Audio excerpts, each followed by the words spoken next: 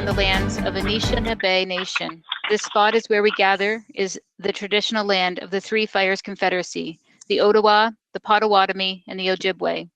We also recognize that this land is now home to the Delaware Nation. This land was settled through the McKee Purchase Treaty of 1790, and we as beneficiaries of the treaty must recognize our responsibilities, including our collective responsibilities to the land and water. Mr. Mayor, there is no supplementary agenda this evening, and I have not received any pecuniary interest for the open session agenda items. Next on the agenda would be the planning services. Mr. Jacques.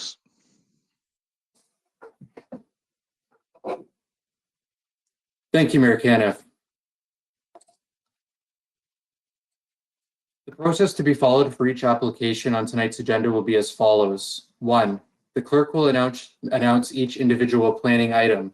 2, the clerk will advise if any written submissions have been received regarding a planning item. If so, the clerk will read the written submissions that have been received. 3, for any items where a written submission is received, administration will proceed with a presentation. 4, council will be asked if it has any questions of administration or the applicant if present. 5, council will be asked what action it wishes to take with regard to the item. Notice, if any person or public body that files an appeal of a decision of council in respect of the proposed applications does not make a submission to the municipal clerk of the municipality before the proposal is approved, they are not entitled to appeal a decision to the local planning appeal tribunal, if otherwise eligible, unless, in the opinion of the tribunal, there are reasonable grounds to add the person or public body as party to the appeal. Information on council's actions tonight will be posted on the municipal website. All persons who have made a request or who have made a submission regarding a particular planning item will receive a notice of council's decision, including appeal procedures. Any other person who wishes to receive a notice of this decision must submit a written request to the municipal clerk. Thank you.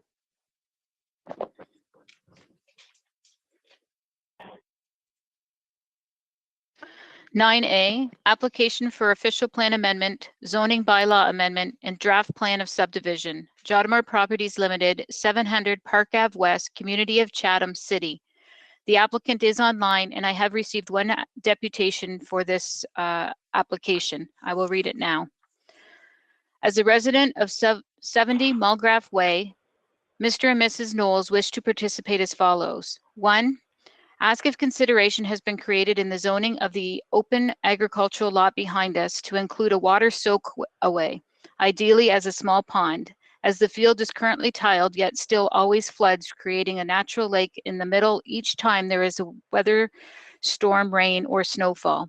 We strongly encourage that consideration is included for this, as we are worried that once these new 197 private dwellings are built, that the water soakway,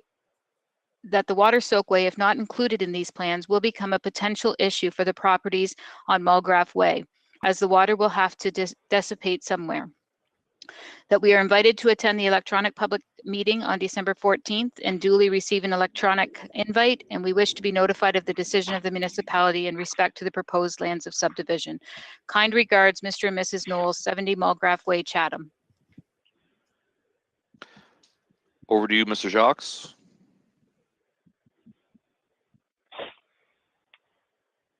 Thank you, Mayor Caniff. The municipalities received applications for official plan amendment, zoning bylaw amendment, and draft plan of subdivision for these lands at 700 Park Avenue West. The lands front Park Avenue West and are also accessible in the future through a western extension of Tweedsmuir Avenue. They are approximately just less than 50 acres in area and are currently farmed. These lands are currently planned, however, for low-density residential uses, as well as some commercial uses fronting Park Avenue West, as well as a municipal park. The purpose of these applications is to redesignate and rezone these lands to accommodate a new proposal by the St. Clair Catholic District School Board for a new South Chatham Elementary School. As a result, there are a number of changes to the land use plan to institute institutional zoning for a new elementary school, reorient the location of low-density residential development, as well as reorient the location of a future planned public park. The draft plan of subdivision proposal consists of 79 lots for single detached dwellings, 128 lots for new semi-detached dwellings, commercial lands, institutional lands, and municipal park. In context, these lands are within what's referred to in the official plan as the Southwest Quadrant Planning Area. This area is outlined in red in the diagram in the presentation currently. You can see that these subject lands outlined in black are central to this planning area. This is very conducive to a new school site because over time, this area of Chatham will fill out with hundreds of new residential dwellings over the life of the school. As well, this is a desirable area of Chatham for new development, as there are currently 4 active subdivisions under development in the area by the developer who's making this application, as well as other developers who are active in Chatham. There are some specific details of the draft plan of subdivision which I would like to point out, particularly in regards to the letter received from the abutting resident on Mullengraf Way. I would direct your attention to the left portion of the screen, and I've indicated on the proposed subdivision plan where there are lots that will abut the existing homes on Mullengraf Way. While this area is currently farmed and may experience times of intermittent ponding of water after rain or snow, in the future, after these lands are developed, this will not be the case. Each individual lot, once it's developed, will have an individual lot grading plan, which will direct excess water in the rear yards to a rear yard catch basin. This water is directed to a new municipal storm sewer, which will be underneath of the street. The entire subdivision will have new municipal storm sewers, which will collect rainwater and ultimately outlet to Mud Creek. As well, to point out on the subdivision plan, it will include an extension of Tweedsmuir Avenue West across the property through the central portion. And I've also noted the 8-acre school site, which is proposed to be on the south side of Tweedsmuir Avenue West once it is extended.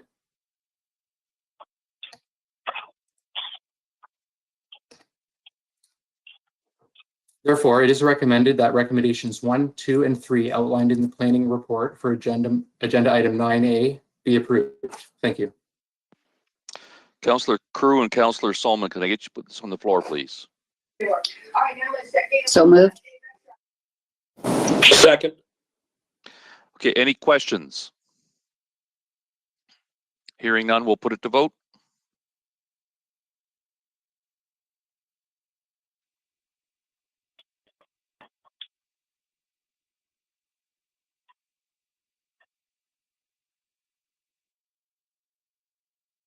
One more, Council.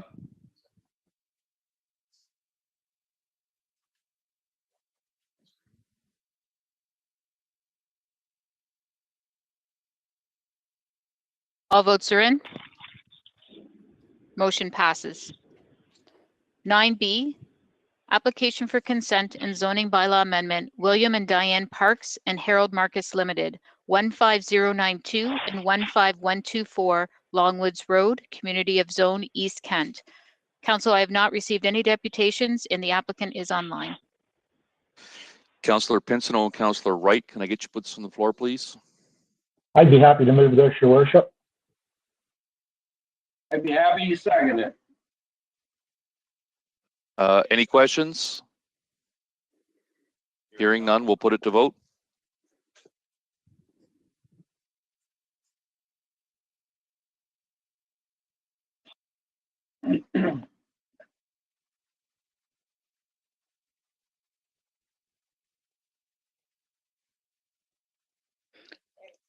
All votes are in. Motion passes. 9C, application for zoning bylaw amendment, Keith Lorente, 3647 Wheeler Line, Community of Tilbury, West Kent. Council, there are no deputations received on this application and the applicant is online. Councillor Oche and Councillor Harrigan, can I get you to put this on the floor, please? So moved. Happy to second, Mayor Canada. Any questions? Hearing none, we'll put it to vote.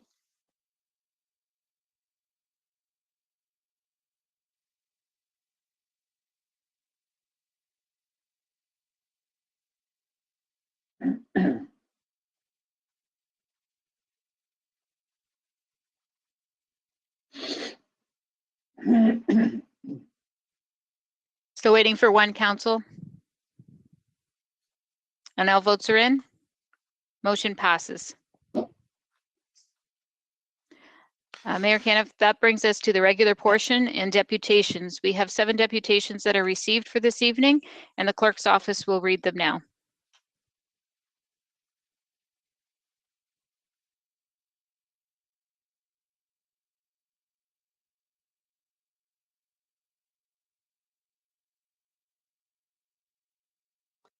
The first deputation is with regard to item 13A, and it's from Steve Pratt from the United Way. Speaking to you on behalf of the participating organizations of the Social Planning and Action Table for people who are experiencing homelessness, it is with great confidence that we address you this evening, offering our collective support of the Indwell project. Our responsibility to assist in meeting immediate needs for people experiencing homelessness is equally met by our responsibility to continue to invest in long-term sustainable solutions to help end chronic homelessness. We believe that Indwell is well aligned to partner with our community in this endeavor. Through employing evidence-based best practices, Indwell offers a proven model in addressing chronic homelessness with great success. We encourage Council to trust and support the recommendations being made this evening from your administration. We have been working collaboratively and will continue to support all partners involved in the Indwell initiative. Together, we will ensure that no one is left behind. Sincerely, Steve Pratt. Next deputation is also for report 13A from Sherry Saunders, the Executive Director of Chatham-Kent Community Health Centres. The Chatham-Kent Community Health Centres is aware of the growing problem of homelessness in Chatham-Kent. Providing health and well-being support to the homeless is part of the mandate of CKCHC, and we are pleased to see the attention that has been given by the municipality to the plight of the expanding population of homeless citizens. We agree that the solution to homeless problem is not temporary housing and shelters. A more effective, efficient, and caring answer is to provide permanent supportive housing. We are aware that the municipality is exploring working with Indwell, a not-for-profit organization out of Hamilton that has a long, successful track record of building and operating supportive housing for the homeless in several municipalities in Ontario. We are also aware that NeighbourLink, a local charitable organization in CK, is working with Indwell and the CK municipality on this project. CKCHC would like to endorse and support this important work as a significant priority for our community. Furthermore, we are aware that Indwell has worked directly with community health centers in other municipalities to successfully provide health and well-being supports to their residents. We see this as part of our mandate and look forward to discussing with Indwell how we can be best involved. Respectfully submitted, Sherry Saunders. The next deputation is also on item 13A. It is with enthusiasm and pleasure that I offer this letter of support on behalf of both the Canadian Mental Health Association and the Chatham-Kent Health Alliance for the development of an Indwell neighborhood-linked supportive housing project in Chatham-Kent. The Canadian Mental Health Association Lambton-Kent branch is the largest provider of mental health and addiction services in Chatham-Kent, and indeed the largest provider of supportive housing for people with mental illnesses and addictions as well. In addition, Chatham-Kent Health Alliance provides both inpatient and outpatient mental health services as the primary hospital resource for mental health and addiction. Over the last number of years, and increasingly throughout the COVID-19 pandemic, we have experienced increased demand both for emergency department visits, admissions to hospital, and community-based care related to both mental health and addictions, as well as increasing levels of homelessness. It is our sincere belief that the development of additional housing capacity with supports targeted at people with mental illness and addictions is a significant need in our community, and the Indwell Neighborhood Link partnership provides a great opportunity to better address this need. Alan Stevenson, Chief Executive Officer, Canadian Mental Health Association, Lambton-Kent Branch, and Vice President, Mental Health and Addictions, Chatham-Kent Health Alliance. Our next deputation is also with regard to 13A. It is from Reverend Nate Van Dieden, pastor of First Christian Reformed Church, Chatham. Dear Mayor and members of council, over the past several weeks, I have received a number of enthusiastic emails from various pastors and church leaders within the municipality regarding the prospect of one or more Indwell facilities being built in Chatham-Kent. We have coordinated our efforts and are sending this deputation to the December 14th meeting.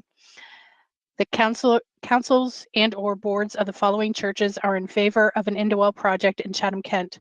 Indwell specializes in creating affordable long-term housing for people who have difficulty staying housed, namely people with mental illness and addictions. And they have a great success rate at keeping people housed in other communities in Ontario. It is from Council of First Christian Reformed Church, Chatham, Council of Grace Christian Reformed Church, Chatham, Council of Calvary Christian Reformed Church, Chatham, Council of Dresden Christian Reformed Church, Dresden, Council of Praise Fellowship, Chatham, Council of Blenheim Christian Reformed Church, Council of Wallaceburg Christian Reformed Church, Session of First Presbyterian Church, Chatham, Session of Knox Presbyterian Church, Wallaceburg, and the Board of Elders of Gregory Drive Alliance Church, Chatham. The next deputation is with respect to Report 13A from Ron Neidham from JP Contractors and JP Holdings. Thank you for the opportunity to be heard concerning the growing number of individuals that are experiencing poverty, addiction, and/or homelessness in our fair city and the greater community of Chatham-Kent. As president of JP Contractors and JP Holdings, I, along with a team of passionate and dedicated coworkers, have been actively repurposing underutilized buildings and repairing their facades in an effort to preserve our history and to regain our once proud status as a vibrant destination city core. We know that this vision is not and cannot be a single endeavor, but rather requires the support of a community, like-minded entrepreneurs, and commitment from within the walls of City Hall to actively work together in cooperation in making this vision a reality. Having been a major constructor renovator of many of the building projects in the downtown core, such as Retro Suites and the Daily Planet building, and more recently the Dutch Market and 140 King Street, I have gained firsthand experience in what poverty, drug addiction, and life on the street looks like. In no way do I profess myself an expert in any area of the latter items, but only wish to convey my experiences. Over the course of the past decades, I or my business have been subjected to vandalism, theft, verbal abuse, health hazards, used needles, trespassing, littering, etc., as construction sites and vacant buildings continue to be a magnet for crime and squatters. Through all of this negativity, I would also share with you a story of hope following a break-in and subsequent loss of company tools during the interior renovation of 144 King Street. A resident of Abiding House was befriended. Introductions were made, and the vision for the building was discussed with the opinions asked for. Graffiti was also admired when in the right area and context as an art form, and a request for a contract revealed this individual's skills. Further conversation requested assistance in locating company tools and stopping further vandalism and theft of the property. Within 6 hours of the conversation, 75% of the missing tools were acquired from another unit within the Abiding House and returned to our site. JP Contractors enjoyed many years following this without incident and are proud to note that the graffiti present inside Access Open Minds, located at 140 King Street West, was created by this individual who, last we heard, was gainfully employed. For me, this story is a story of hope, respect, value, and community. Although not always possible, it speaks volumes to what could be, and that life situations can be changed when people are challenged and given the opportunity with support. It is my firm belief that the Indwell Chatham proposal you will hear more about tonight will be an important step in this challenge, securing support focused on providing opportunity to those in need and willing to explore this vision of community. I would also caution against focusing an abundance of shelters and other support means in a central area, as this would most certainly lead to a destination city core contrary to the vision we are all hopefully sharing. Thank you for listening, and I look forward to congratulating you on your support of cultivating growth and opportunity shore to shore. Ron Neidham. The next deputation is also on item 13A.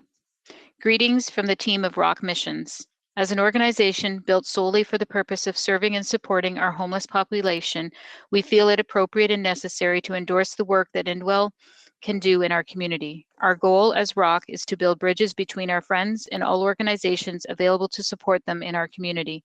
We work with these organizations to be that connection, including United Way, CKCHC, CKPM, CKHA, and Employment and Social Services, including a temporary COVID shelter.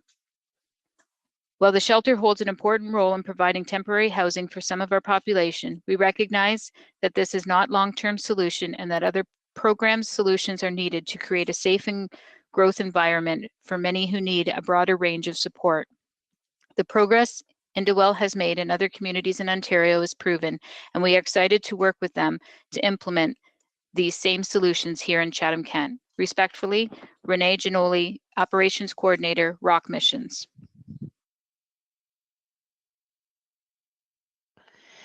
And our final deputation is with regard to item 17B. And it is from Gail Hunt, President and CEO, Chatham-Kent Chamber of Commerce. Dear Mayor and members of Council, as the local voice of business representing 350 Chatham-Kent businesses of all sectors, we recognize the hardships the COVID-19 pandemic has put on many local businesses over the past number of months. We can appreciate the adverse effects this crisis has put on small business, right through to large manufacturers and corporate institutions. Of the hardest hit is the restaurant and hospitality sector. With ongoing restrictive numbers and safety measures, these proprietors have been challenged day after day.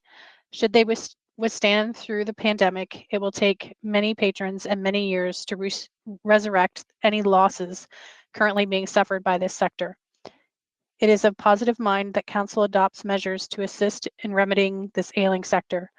Noting Council embraced outdoor patios and the use of municipal properties early in 2020, this initiative needs to remain in place. While the concept was initiated to adapt to safety measures and restrictions, the initiative is one to be considered for long term. Offering patrons an opportunity to socialize in an outdoor setting is not only assisting the restaurant business, but also provides a healthy atmosphere that invites camaraderie long into post-pandemic. Recognizing the concept of incorporating parking spaces into such plans goes even further in this positive initiative, as it also promotes inclusion to outdoor events and activities that will open new doors for hospitality sector and can embrace retail and service in such undertakings. The province of Ontario, through AGCO, has adopted flexibility to such causes and continues to review rulings that support the restaurant industry. While we recognize the challenge put on many at the present time, this is an ideal opportunity for Council to look forward at creative prospects to bring new business and investment to Chatham-Kent through current and future priorities. The message Council adopting such recommendations clearly states our Council is proactive and Chatham-Kent is open for business. Yours in prosperity, Gail Hunt. Okay, we'll go to consent agenda. Madam Clerk. Thank you, Mr. Mayor. So we have several agenda items pulled this evening. So the ones that are pulled are 12A, the Chatham-Kent 2019 Housing and Homeless Progress Report is pulled by Councillor Latimer. 12C, 2019-20 Arena Usage Update, and it is pulled by Councillor Latimer and Councillor Harrigan. 12D, Building Inspection Services Annual Report is pulled by Councillor Latimer. 12F, 2021 Budget Update. This one has been pulled by Councillor Brock McGregor, Councillor Kirkwood-White, Councillor Latimer, Councillor Harrigan, and Councillor Sakachi. Items 13A, Indwell Supportive Housing Development. It's been pulled by Councillor Kirkwood-White and Councillor Finn. Number 15A, growth plan financing, has been pulled by Councillor Harrigan. 15B, purchasing bylaw revision, has been pulled by Councillor Harrigan and Councillor Kirkwood-White. 15C, October 2020 budget variance forecast, has been pulled by Councillor Harrigan. 15D, WDC Rail 2019 report to shareholder, has been pulled by Councillor Sakachi. 15E, reserve housekeeping and unfunded capital projects, has been pulled by Councillor Brock McGregor. 15F, motions by Councillor Sakachi, funding for municipality-owned recreational hall facilities, has been pulled by Councillor Sakachi. 16B, 2021 vehicle and equipment replacement list, has been pulled by Councillor Latimer. 17C, motion of Councillor Harrigan regarding greenhouse light emissions, has been pulled by Councillor Harrigan and Councillor Kirkwood-White. Report 18A, Ontario's COVID-19 resilience infrastructure stream, has been pulled by Councillor Latimer. And finally, 18B, T20-153, parking enforcement services, has been pulled by Councillor Kirkwood-White. Therefore, left in the consent agenda to be voted on by one motion is item 11A, 12B, 12E, 12G, 13B, 14A, 16A, 16C, 17A, 17B, and 18C. Councillor Pinsel and Councillor Hall, can I get you to put this on the floor, please? So moved. Seconded. Any questions? Seeing none, we'll put it to vote.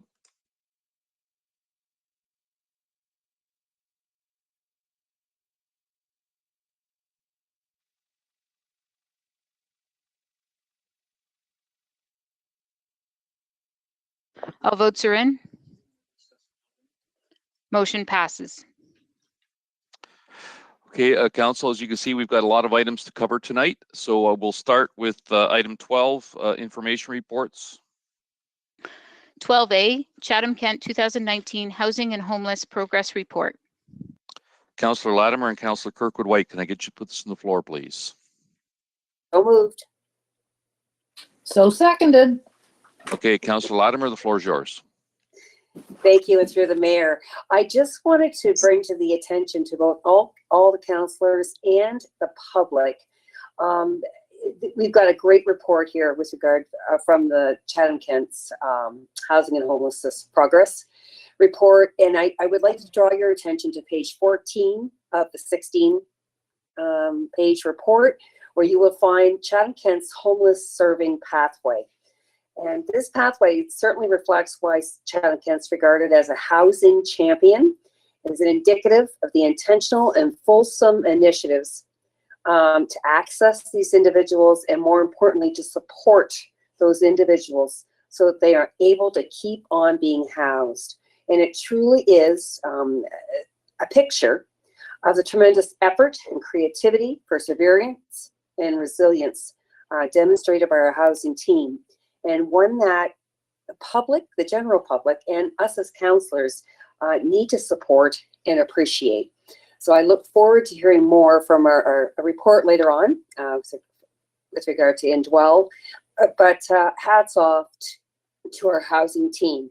I really do feel that there's always people who complain, but you have no idea what this housing team does for Chatham-Kent 24/7, day in and day out. That's all. Thanks. Seeing no other questions, we'll put it to vote.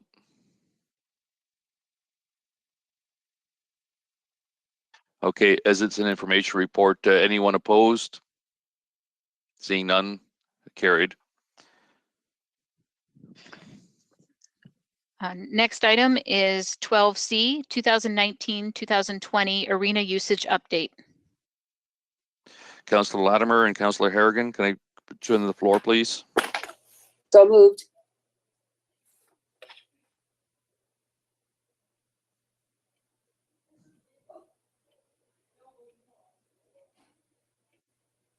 Councillor Harrigan, we can't hear you. seconded. Okay, Councillor Latimer, the floor is yours, and then to Councillor Harrigan. I just had one question for Jeff and Thomas. This report's dated December 1st. Why didn't we have it for last week's meeting? Where we intentionally decided to not put ICE back into an arena who looks like it has increased usage and actually was profitable with the rate reductions. Yep, Mr. Mayor, it's Thomas Kelly, General Manager of IES. So as a rule, we are expected to get our reports in 2 weeks prior to council meeting. This particular report is dated the 1st. It was actually signed on the 2nd, which was a Wednesday just before. So it really didn't meet our internal deadlines. We have those targets to allow some of our colleagues to review the report, like legal, finance, the CAO, etc., to ensure that we haven't missed anything, and it's a report that everybody can agree with from the EMT perspective. So it's important to note that this was a report requested by council to really measure usage based on the approved rental rate reductions, and we looked at the demand this year, and it's entirely different. Everything would look entirely different and substantially less. And as you recall, we had different meetings with groups within both the Memorial Arena and also Erickson, and their preference was to stay in their current arenas. So that's, we didn't think there was a direct correlation with the decision at all last week. That's fair, understood. I think that I would have benefited from the information in this report and making my decision last week, but that's it for me. Councillor Harrigan. Thank you, Mayor Kenneth. My question is through you to Thomas. So Thomas, I appreciate the information that's in this report, and more so I really appreciate your comment about this year being unprecedented in terms of what COVID is bringing in the public health measures and resulting usage that comes into play. I can see kind of in 10 years from now, we'll be looking back on this season and seeing like a gray shaded box that says extreme circumstances does not apply when we're looking at our arena usage rates. But despite that, there is some activity that's taking place in Ward 1 around the arena. The community of Wheatley has formed a Wheatley Recreation Committee, and I had the opportunity to participate in one of their meetings earlier in the month. And one of their subgroups is specifically looking at the success of the Wheatley Arena and really promoting available ice time and working with CK to think of creative programming. And my question for you, for the benefit of the public, is who can community members or working groups like this connect with directly to help improve the usage of their arena? Thank you, Mr. Mayor. It's Thomas Kelly, General Manager of IAS. So it would be our preference that when it comes to committees, that those groups would contact the local supervisor who manages the arena. That would be your primary contact, first contact and member of the committee. Certainly my director and myself will support as required. It's slightly different if I wanted to mention that if you're booking an arena, you would just call our 311 number, or you can go into a municipal center. But for membership of committees and strategy, we would ask that you contact the local supervisor. Thank you. Great, and I am sure that the Wheatley Rec Committee members will be looking forward to connecting with Rob over there in West Kent. Thanks, Thomas. Those are all my questions for Ken. Councillor Sakachi, followed by Councillor B. McGregor. Thank you, Mayor Kenneth. Just a quick question to the clerk. I do want to make a motion on this particular report. Being that it's an information report, should I be processing with a notice of motion?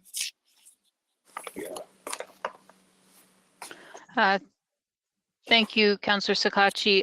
Is this with regards to the motion you had mentioned before about the rates? Correct. I would suggest that we do that under notice of motion, and if you want it voted on this evening, then we can waive notice. Okay, thank you very much. Councillor B. McGregor, followed by Councillor Solomon. Thank you, Mayor Caniff.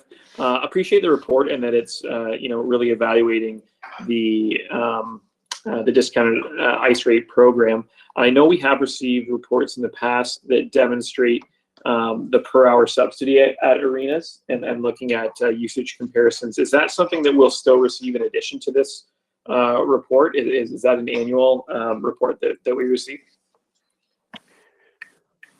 Thank you, Mr. Mayor. At this particular, this is Thomas Kelly again. For this particular report, we did not include it.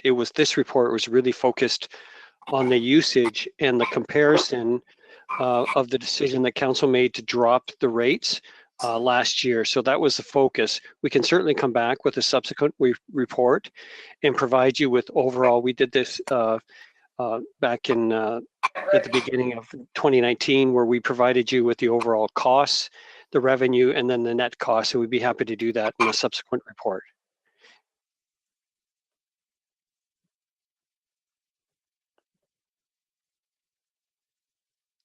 Yeah, appreciate that. And I think that that's valuable information to have when we're evaluating how we provide services across communities and what those true costs look like. So I do appreciate seeing that as well. Thank you. Councillor Solomon, followed by Councillor Foss. Through your worship to Mr. Kelly. Can you tell me whether the reduced rates have resulted in increased arena usage? Thank you, Mr. Mayor. So as indicated on page 2, table 1 and table 2, we did a direct comparison of 2018-19 to 2019 and 20. And the data shows that overall with arena rental reductions, and we did the comparison prior to COVID. So this is all at full operations. We saw a drop of approximately 12 booked hours. So in answer to your question, no, there was no increase in rentals usage and usage of the arenas based on 1 year of data. Okay. And that has nothing to do with COVID, because the 19-20 years begin in September 19 and go to March 20, correct? Yeah, March 15th actually, but that's March it. We 15th. stopped it before COVID, so we were sure we had a direct comparison. Okay. In fact, did the usage drop in some arenas? That is reflected in attachment, yes, in attachment B. And if you look on the far right in attachment B, you see that some of the arenas went down, some of them went up. The maximum that went up was Thames Campus by 120 hours. And the maximum that went down was Ridgetown, which was less than 65 hours down. And the net impact across the board was 38 hours in total. And that's across all groups. Thank you. Councillor Foss, followed by Councillor O'Shea. Thank you, Your Worship. A question to Jeff, and this might have been information from another report, but I understand by some inquiries I'm getting is that some arenas are allowing the rec leagues to use dressing rooms and others are not. Can you clarify that for me, Jeff? Jeff Bray here, through the mayor. Thank you, Councillor Foss. That is correct. Supervisors have the leeway to determine whether the dressing rooms are used or not. This is primarily the focus of maintaining our COVID safety protocols. Okay, and I guess that's what. If I could add, Mr. Mayor, it's important to note that not all arenas are the same either. Some have larger dressing rooms, so that protocol being at least 2 meter distance is more conducive in some arenas than others. And also it's entrance and how you exit the arena without interacting with the next group coming in as well. Okay, that's good. At least I have something to go back on to those that are concerned about that. I guess where I'm going with that, the people have indicated if they had dressing rooms available, especially in the senior rec leagues, they probably would use the arena, but they feel that the age that they are, they don't want to repeat going to the arena with their equipment on like they used to when they were kids. But anyway, thank you for clarifying that.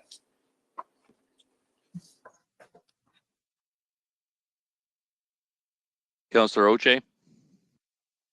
Thank you, Your Worship. Through to either Jeff or Thomas.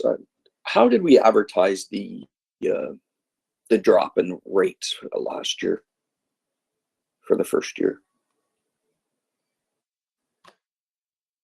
Through the mayor, Councillor Ote. First, we had our ice allocation meetings. I canvassed all the user groups at every allocation meeting to see if they were in favor of dropping the rates and their thoughts behind that. Once they were dropped, all the user groups were contacted directly that we were going to reduce the rates as discussed at the ice allocation meetings. And then it was advertised on our website and through emails. Okay, so we never really went out to the public other than, I'm not saying that you just didn't do a lot. Obviously you did with the leagues and the figure skaters that already used the facilities, but we didn't go outside to places like, for instance, Lakeshore, which is a bit higher than our pricing now, to let people know. I know, and obviously right now that's probably a good thing because it's because of COVID, but originally I know some people from Tilbury that don't play hockey in Tilbury because they were going to Lakeshore because of the price, because theirs was cheaper at the time. So we didn't really advertise to the general public. We just let the people know that. Is that correct? Yeah, that's correct. It was on all our social media that we use, and we didn't advertise to the greater public, but all the user groups and figure skating clubs, hockey associations, and also the regular user groups, men's clubs, they were all notified that there were price drops. Right. So people are already using the arenas, basically. Correct. Okay. Thank you. What I do like to see is that two of the outlying arenas increased, one being Wheatley and one being Bothwell. I believe their hours increased. Is that not correct? Yes, they did. Okay. All right. Well, that's good to see. And this year, I wouldn't even call this a second year because it's definitely not a regular year. So I'd like to see this go one more year, and maybe we can get some advertising out there to let people know what our ice rates are. Obviously, there's some that we still can't touch on off peak, but for most days we're right in there, if not better than many. So thank you very much. Anyone opposed to receiving the report? Hearing none, motion passes.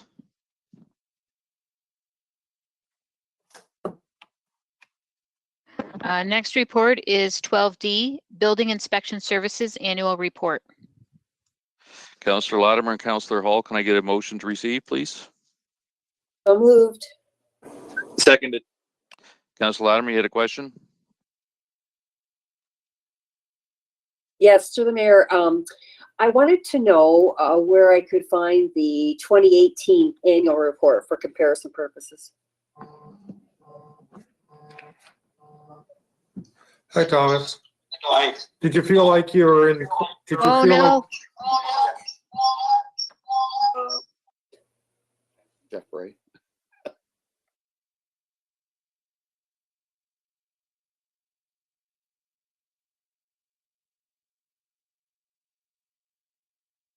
Paul Lacina, are you there? Thank you, Mayor Caniff. This is Paul Lacina, Chief Building Official.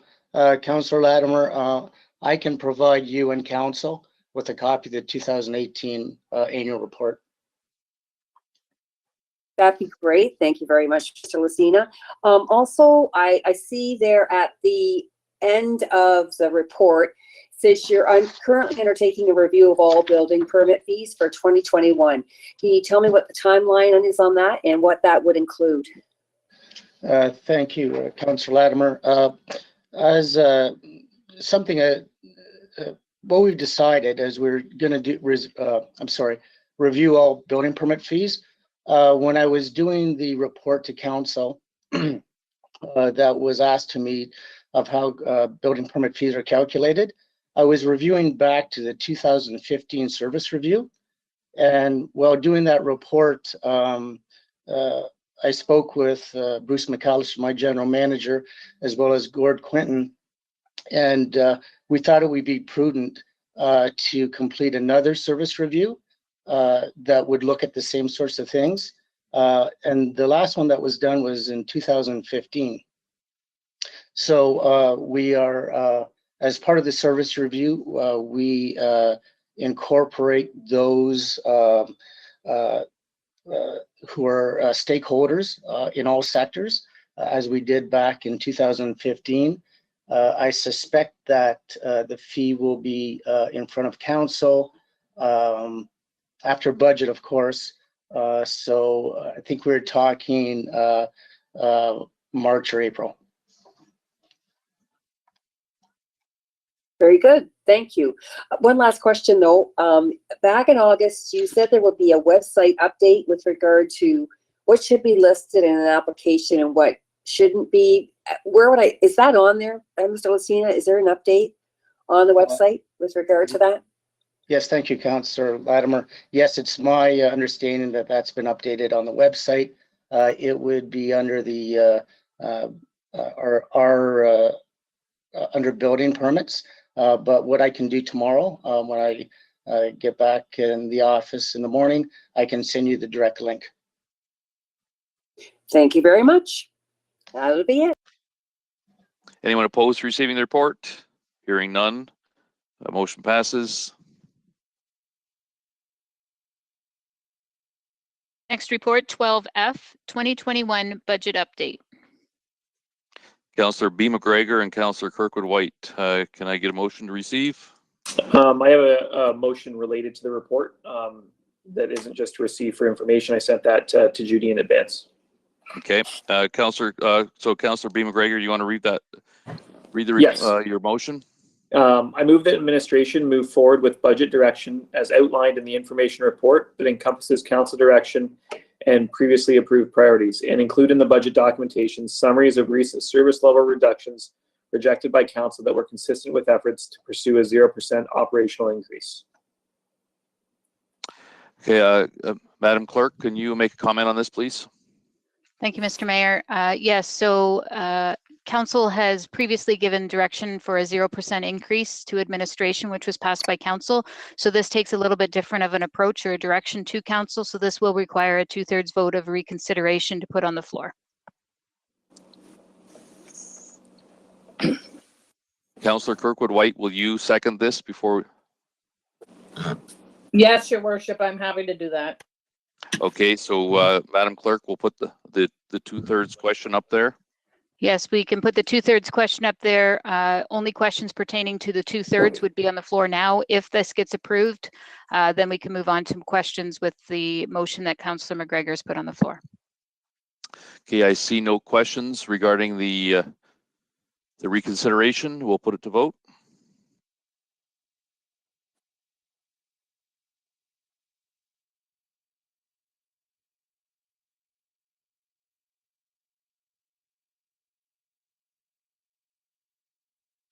All votes are in. And the motion to reconsider passes. Councillor B. McGregor, do you want to make some comments, please? Yeah, thank you. So all of us have read the information report and really outlined sort of the current work that's been done on the budget. And I think that respecting in the last few months, we've seen some reports with recommendations over service level adjustments that would result in savings, and we've said no to those. I think that we know that the only real option forward to 0% is the ugly list, as we used to call it. And so really this motion is just asking that that administration come back with a draft budget that's consistent with what was outlined in the information report, and that as part of that they include some of those options that we already turned down, that were consistent with those initial efforts that we directed to be made. So I think this is the most transparent way to look at this budget moving forward, and really is not a massive change from the previous direction given, but allows us to get a draft budget in our hands, which at the end of the day, it's council's decision, or I should say budget committee's decision on how we modify service levels and how we choose to invest in order to get to a level of taxation that we think is appropriate. Thank you. Councillor Bondi. Thank you, Mayor Kenneth. I voted against this because I think if there's ever been a time that we should strive for a 0% budget, this would be the year. With all the COVID chaos that's happened to people, the economic impact that has happened and fell upon many of us, all of us really. If this isn't the year that we do look to service reductions at our budget committee deliberations, I think this is probably the most important year in my 12 years that we do look at this. The idea of coming in with a projected increase of 1 to 3%, I think that's very harmful to a lot of people, and we have to remember that if we do increase taxes, not only is it residential, which is primarily where people's heads are, they think, their homes and that's your taxes, but of course that also reflects back onto retail and commercial and industrial taxes. Of course, naturally it always does. And if there's ever been a time that commercial and industrial entities really need a reprieve from a tax increase, I would think this is the year. Would there be service reductions? Yes, of course. And no, do we have to go to, which Brock referred to, the ugly list of closing libraries and pools and arenas? That's always where we start. No, we don't have to go there. But if there has to be reductions in services, considering what 2020 has brought all of us, I think that people are probably accepting that there may be service reductions if their taxes are kept flat. To me, I've always been against tax increases, but this year particularly, I think, is probably the most important year, not necessarily just residential, but particularly commercial and to a lesser extent industrial. Thank you. Councillor Pinsonneau, followed by Councillor Latimer. Thank you, Worship. I'm not interested in any of the ugly list. It's always the low-hanging fruit, the stuff that pulls up the heartstrings of all the communities. Traditionally, it's the smaller communities. Honestly, I thought this was going to go somewhere where, if we could, like we have for the last several years, be somewhere around the cost of living. Because I'm not really sure, this being a COVID year and everything that's happened, I'm not sure a 0% is reality. And I don't know how you can really gauge the performance of any department or any facility due to the fact that COVID has affected everything. I don't think this is the year that we want to be doing that. Anyway, that's my take, and I'm not going to support this particular motion. Councillor Latimer, followed by Councillor Thompson. Thank you, through the mayor. I'm going to take a little different stance on this. I feeling that maybe we can't get quite to 0%, but I really don't think, I appreciate being told, no, can't be done. We have to cut services. That's the only thing we have to do. If you look at your budget survey, which I did, despite the fact we didn't ask the residents to provide suggestions, they did very clearly. And I was disappointed to see there was no acknowledgement of their overwhelming survey feedback pertaining to decreasing current staffing levels, wage freezes, productivity savings, consolidating services, partnering with nonprofits and small business to in view of reducing or eliminating duplication. Have we asked our staff? Some of those things I think need to be looked at before you just say, no, we have to reduce services. And so I'm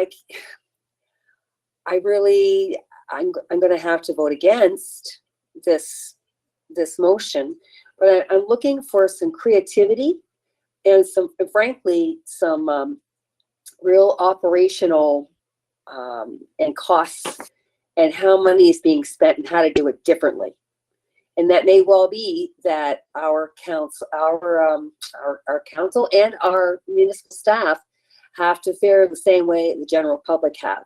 We're going to have to lose something, but not necessarily service so much as how the service is provided, or change it, how it's provided. Yeah. Mayor Canniff, can I comment on that? Certainly. Hi, it's Gord Quinton, Chief Financial Officer. When the budget is released in January, you will see many of those creative ideas and cost savings throughout the municipality. So I don't want this to be that's not being considered. That of course is being just considered, and those ideas and savings and staff reduction levels will be brought to council. So, Mr. Quinton, you're saying that despite all of that, we still have to cut services? No, I've never said that we need to cut services. Council can direct us. Council directs service levels up or down. I think a lot of that's demonstrated on page 3 of the report. The council's directions proportion at the bottom of that bottom section is a host of items where council has directed staff to bring new or enhanced service levels. Example would be transit that was passed last week, and there's cost to those. So the direction from council seems to be to increase service levels, and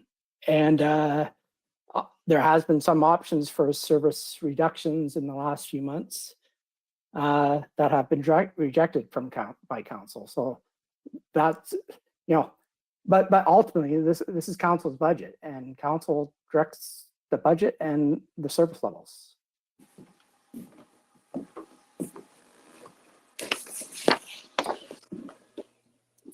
I'm in agreement, Mr. Quinton, and I guess I'm happy to hear that that in the budget we will see where staff is coming, thinking about the provision of services differently, and that may not necessarily be through municipal ways, because that's where the cost savings come, so that we can maintain the services we currently have and enhance them. Example, through transit, which we need, because that gets people around in this municipality, that spins the economy. So I guess I'm just trying to reiterate. I'd rather, you have to look at the ugly. I have no problem doing that, but I don't want to see services cut without making sure that we've looked at our staffing levels and our productivity savings.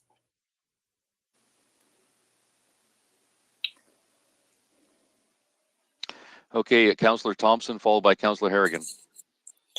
Thank you very much. Perhaps to the mover, I'm struggling with the second half of the motion, and I was maybe hoping for some examples to get a better sense of what sort of items he was referring to. The line consistent with efforts to pursue a 0% operational increase. Just looking for a couple of examples. I don't think I quite understand that. Sure. The one offhand would be the alteration in transit services. That's an increased cost. That's the one off the top of my head I'm thinking about. But I'm sure Mr. Quinton could offer a few more examples to be helpful.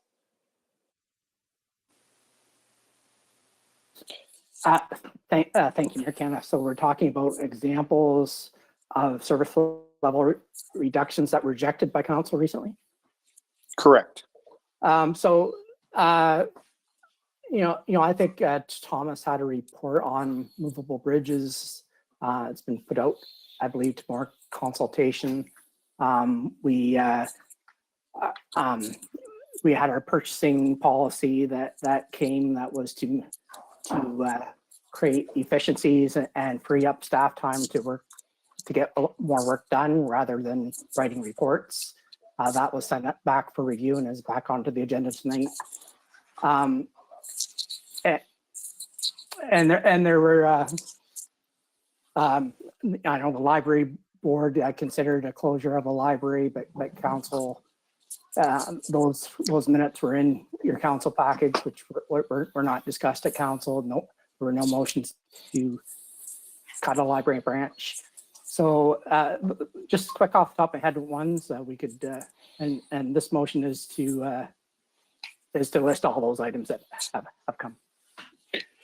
That actually helps a fair bit. I think, well, I'd like to think that the council makes those decisions with recognizing the budget implications of them. However, I would agree that potentially having all of those in one place at one time would probably help the conversation. What I don't want it to get back to is we had a conversation in regards to brush and leaf pickup, and I suppose if I was being cynical, an argument could be made that would be a way to get a tax reduction for those individuals that receive those services. But we've heard pretty loud and clear that those individuals would be very happy to continue to pay for those. So I don't really want it to turn into that conversation again, but I think it would actually be good to have a lot of those details in regards to transit, in regards to the bridges, like you said, and I imagine in regards to arenas as well. As we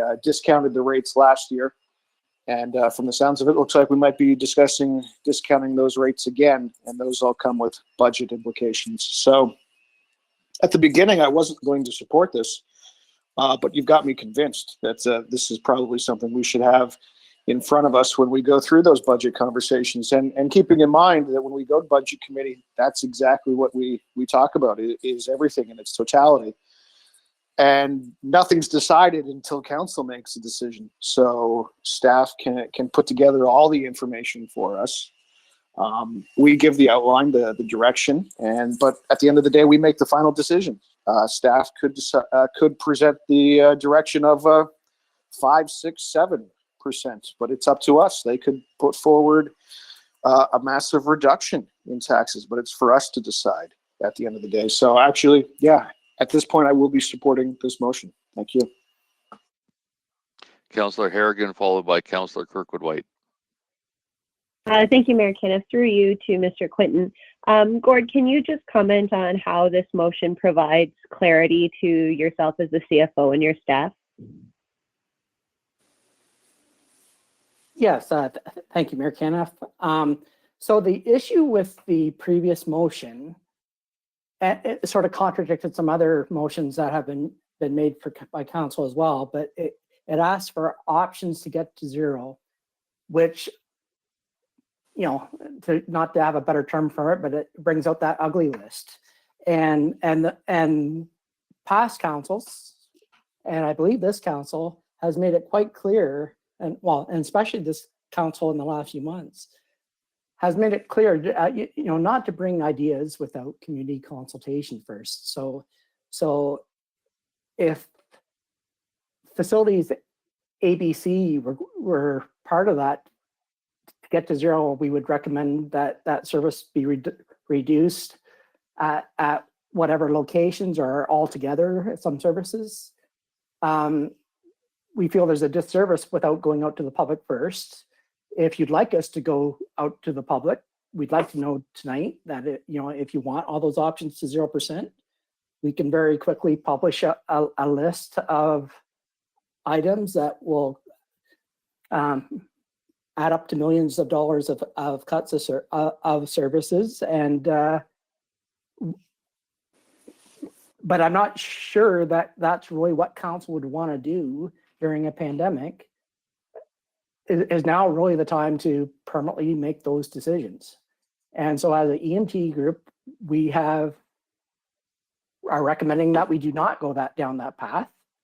There, of course, are service reductions and staff reductions and various things that are in the budget that EMT is recommending.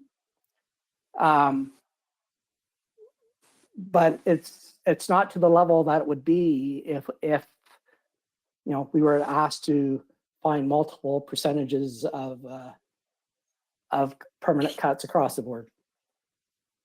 Thank you. And I just want to echo earlier, Councillor Pinsino made some great comments around this not being the year for us to really drive to zero. It's the year for us to maintain our course, to be looking at our council priorities and making sure that we are remaining focused on them while considering the changes we need to adapt or adopt to due to COVID-19. And I think that this motion here captures that sentiment exactly. And when it comes to budget time, as Councillor Thompson mentioned, we will have an opportunity to review in detail what staff recommendations are, but this provides much needed clarity to our staff who have commented on more than one occasion that they had felt that they were getting some conflicting messages from council. So I'm very happy to support this and think that it will make our budget process all the better. Thank you. Councillor Kirkwood-White, followed by Councillor Sakachi. Thank you, Your Worship. I think the longer you wait, the better. Sometimes other people make the comments that you want to make before you get to make them. And I have to agree with a number of comments that have already been made with regard to the fact that we have been giving administration some mixed messages with regard to how to handle these situations.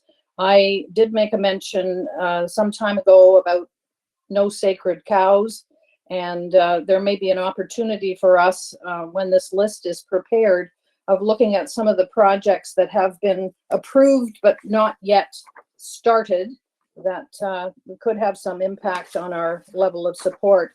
One thing that I was disappointed in when I read through the survey, the thousands of survey comments, was the very strong perception that we have too many staff, that they're not busy enough or they're not working efficiently. And I think we need to do a better job of educating our constituents about the work that is being done by our team, the fact that they are serving a 2,500 square kilometer geographic area. And I think that there's a lot of work that still needs to be done in terms of identifying the programs and services that we are doing as a municipality that could also be done by local nonprofits and small businesses. And my question to Mr. Quinton would be, in the last bit of time, have there been any consultations with local nonprofits and small businesses with regard to what we might not have to do if others took on those responsibilities? Thank you, Mayor Kenneth. So a perfect example is one of the items on the agenda tonight. And, April would need to talk about it but when we get there, but the Indwell example and supportive housing, we know our current way of providing a shelter is extremely expensive, and it's looking for partnering with other organizations for efficiencies. So there's likely many others to talk about. I know when we get to doctor recruitment's in the budget, and there's likely others that are skipping my mind right now, but that partnering with other organizations is definitely front and center in the budget when you get to it. Thank you very much. Councillor Sakachi, And then for final comments, I don't see any other questions. Councillor B. McGregor. Thank you, Mayor Caniff. I was just looking for clarification, and a lot of the comments that I was striving to speak on was mentioned by Councillor Thompson, and I have nothing further to add. Thank you. Okay, Councillor B. McGregor, final before we vote. Yeah, I appreciate all the comments, and I think I just wanted to add a little clarity about the motivation to bring this motion forward. So, you know, it's not a comment on the need for cost savings or whether we should do 0% or not. What this is really about is how council can best take ownership over this budget. And I think that if we left things as is and tasked administration with bringing that ugly list back, it would really distract the public and distract budget committee members from looking at those creative opportunities that we've been talking about. So I think that if we're wrapped up in talking about arena closures or library closures, we will miss what I think is the fundamental debates we need to have about the services that we've been looking at in the past year in particular that are important in community and how we value those. So you know, this is by no means meant to be a comment on the need to find affordability in residential and commercial taxpayers. It really is about how we can best set up this budget process to allow council to really wrap our arms around this, have healthy debate, and ultimately make good decisions. Thank you. With that, we'll put it to vote.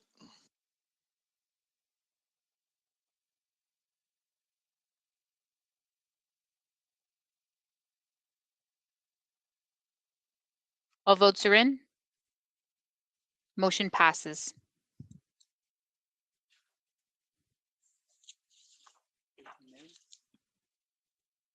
Item 15, finance, budget, information technology, and transformation.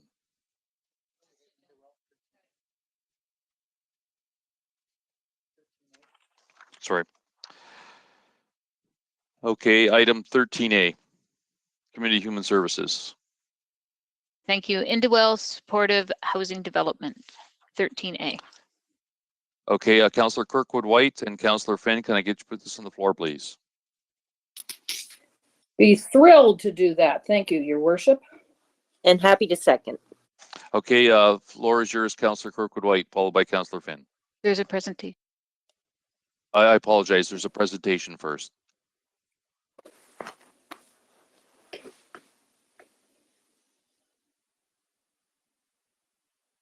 Meredith, are you putting up my slides, please? Yes, there you go. Thank you. Hi, this is Chantal Perry, Manager with Employment and Social Services. I'm also the municipal representative on the Chatham-Kent Neighbor Link Committee that's working with Indwell towards establishing affordable supportive housing units throughout Chatham-Kent in a phased-in plan. The housing continuum is the range of housing types available in a community, from emergency shelters on one end, all the way to home ownership on the other.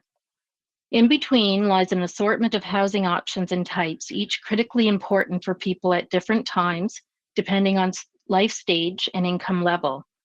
The more balanced a community's housing continuum, the more options people have for finding appropriate housing at all stages of life and as their needs change over time.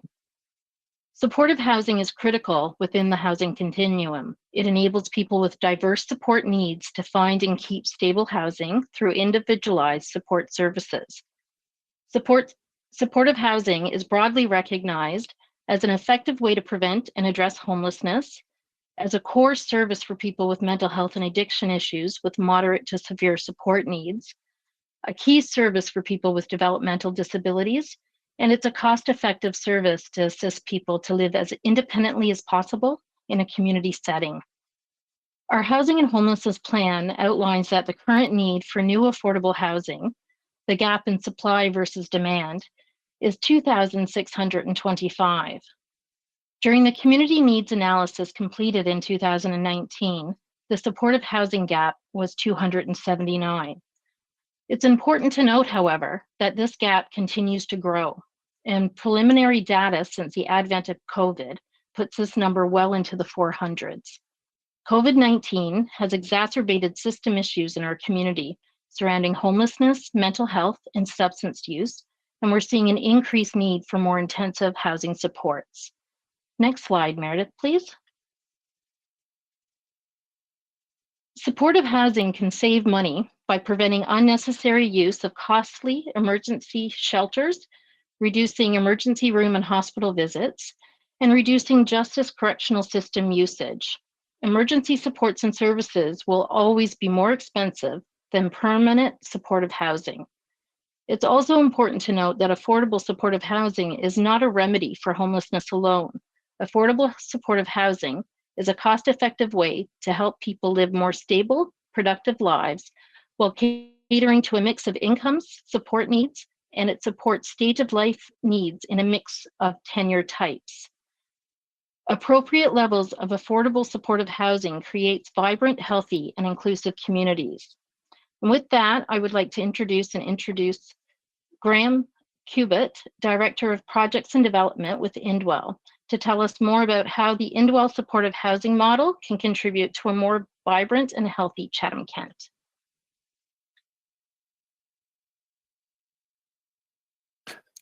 Good evening, Council, and thank you very much for this opportunity, Your Worship, to speak to you and to Council. And thank you, Chantal, for that introduction. Pardon for my my puppy here, which is suddenly deciding now is the best time to make a few barks. So if that's distracting, I do apologize.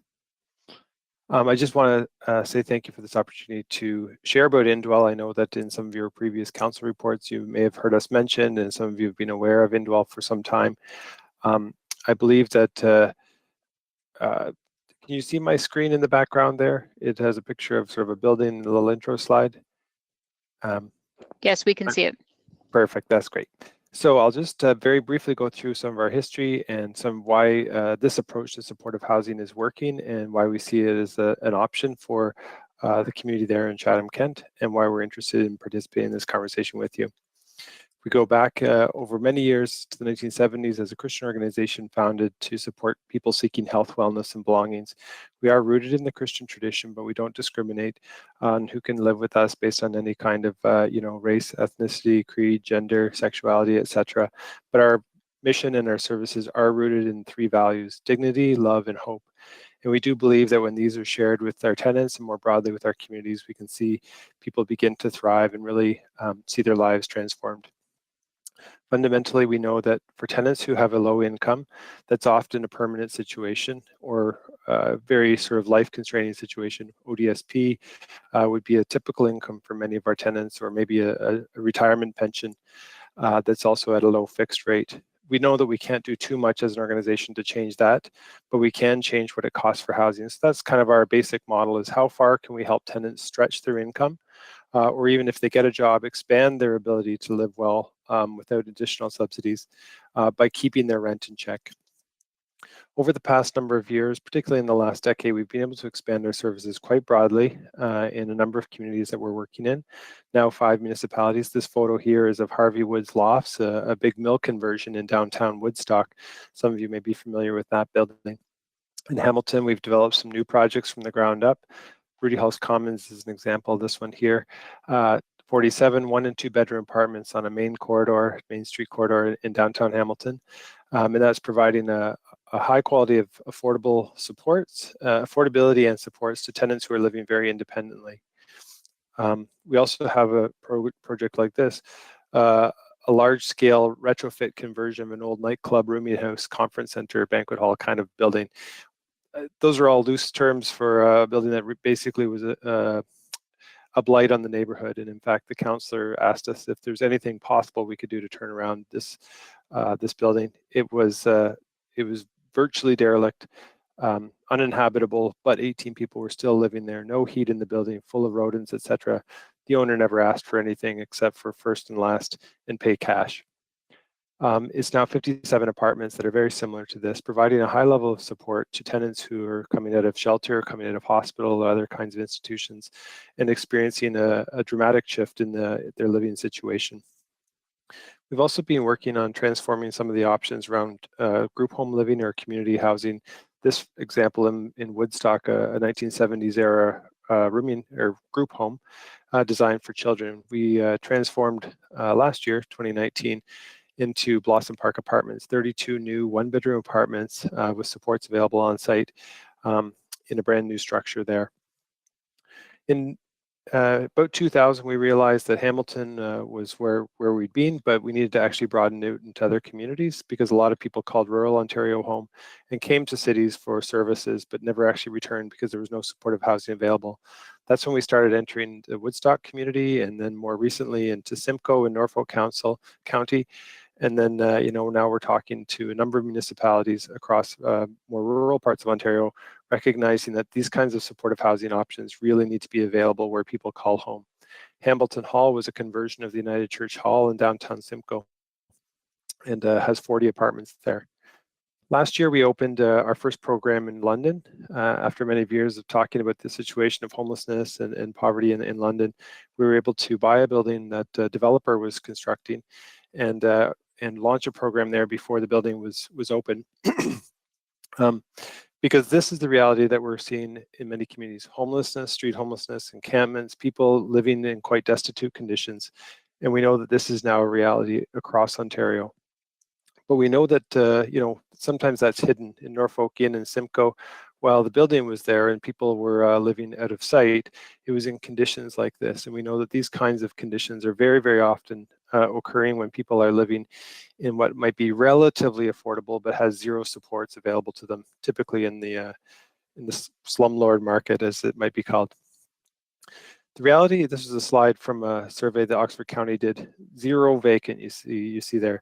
No vacancy across the housing spectrum, from emergency shelters through market rate rentals.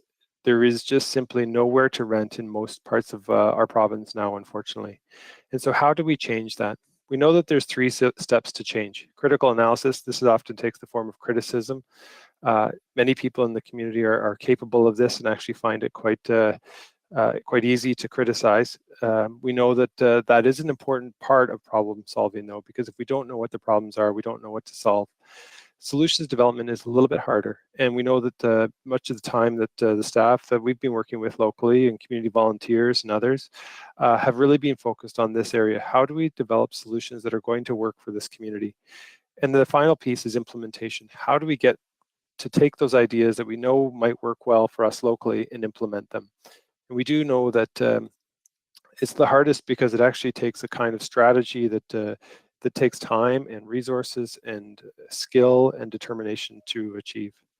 But as a registered charity, as a nonprofit, as a faith-based organization, we really believe in achieving maximum public benefits, because we know that when we can align clear public benefit with any public investment, we can achieve the broadest possible results. We ask ourselves, who wants to achieve what and who follows whom? We know that you, as our civic leaders, as council, really set a direction and a tone for achieving what we want as a community, and we want to honor and respect those intentions. We want to know that the direction that we're going as a community has the resources, can line up the resources to move forward on those solutions. The issue of resources is always a question. There's our knee-jerk response as citizens and taxpayers is there's a shortage of resources and federal government needs to spend more, the province needs to do more. But in many ways, we recognize that actually what we're spending money on right now may or may not be working well. And as those numbers that Chantal just shared point out, it's not cheap to look after people who are homeless. It's not cheap to have people in hospital for protracted periods of time. So where are the resources being spent right now? And are the results working? Do we appreciate the results that we're getting for that? Or if not, how might they be redeployed? And what we're seeing as we've worked closely with hospital networks, Ministry of Health, et cetera, is that it costs us maybe $50 a day, where otherwise they're spending $1,000 a day to keep somebody in hospital who no longer needs acute treatment. The National Housing Strategy has also changed the reality for every community. And I think this is an untapped area where we're no longer dealing with a prorated sort of per capita basis program that the old federal programs used to be. We know also that the federal programs now require the municipality to play a role in a different way than they used to. And so, development charges or other types of city funding might be strategic investments that the municipality could make. Evolving sectors like health, or even crises like the current pandemic we're in with COVID-related funding. How might all of these things be deployed in such a way that we can see new kinds of solutions emerge? And specifically with community participation, NeighborLink being highlighted here tonight, and I was overwhelmed by the strong support from the delegations who were read out earlier. We know that community participation is really, really key to seeing successful models of supportive housing delivered. So it comes down to the resources that we can identify. How might they be aligned, and how could they be deployed? For Indwell, we know that we don't want to be the bearer of good news, but very small news. We want to be a part of a large transformative solution that's actually going to achieve long-term permanent results for Chatham-Kent. We believe that around 150 supportive housing units in 5 years is possible. That's likely to be on 3, 4, maybe 5 sites, depending on sort of the program model and the types of supports. But to achieve that 150 units, based on our past experience in other municipalities, would take roughly $48 million investment. Now, I do recognize that the costs of construction are different in different parts of Ontario. Other things like land prices, et cetera, are different as well. And so my lack of specific familiarity with the exact nuances of Chatham-Kent may make this number smaller, and I would be very open to that, of course. But we do know that the targets for these kind of capital sources do break down into 4 general categories. Community donors, and already NeighborLink has stepped up to say that they'll lean into that challenge. The municipality, core to success because these are local solutions that we're developing, but also core because CMHC grants and financing follow municipal investment. And of course, the province, as we know that many of the supports that are currently offered, whether it's in homelessness or social services, are indeed funded through the province. And so the biggest savings indeed are to the province of Ontario through these kinds of supportive housing programs. We know that there's capacity for growth when we develop these kinds of solutions because we have to deliver something that's successful. Indwell has proven credibility in all the communities that we operate currently. And that's in part because we address long-term needs. Housing solutions have to be stable, they have to be long-term, they have to be available for the community and for the individual tenants who use these programs beyond a very short time-limited solution. Otherwise, in effect, we have emergency shelters. And we also know that we want sustainable results because every dollar we spend needs to have prolonged public benefit, not just sort of short-term, knee-jerk kind of responses. And so that's Indwell's commitment. I've mentioned NeighborLink. We appreciate the support that many people in the community are driving, not just the ones in this photo, obviously, because the results in this photo on the right-hand side are the kind of things we can achieve. That's a new building that actually just opened this week in Hamilton called McQuestion Lofts. It's real to see solutions coming together. In Simcoe, Norfolk Inn, as I mentioned, newly named Dogwood Suites is adding a 3rd story, creating 50 apartments in response to both the pandemic and needs that have long existed in the community. We're under construction in London on another program called Embassy Commons. Despite the winter starting to arrive, we're seeing good progress ahead there as we build 72 apartments with ground floor community spaces and retail. It's right on Dundas Street in the Old East Village. And projects like this, 50 apartments in an urban setting, in redeveloping contaminated or former brownfield sites, very much within our scope of expertise and experience, but also very possible in communities like Chatham and across, indeed, Chatham-Kent. So we're very happy to be a part of this conversation. In the end, we want to see communities where people feel the sense of health, wellness, and belonging. And indeed, where lives are transformed. Curious stat is that almost 100% of tenants when they move in with us are not working due to their illness, their addictions, their other conditions in life. We just recently did a survey and about 25% of our tenants are working. Now, this has been impacted by the pandemic, of course, like every employment situation for many people.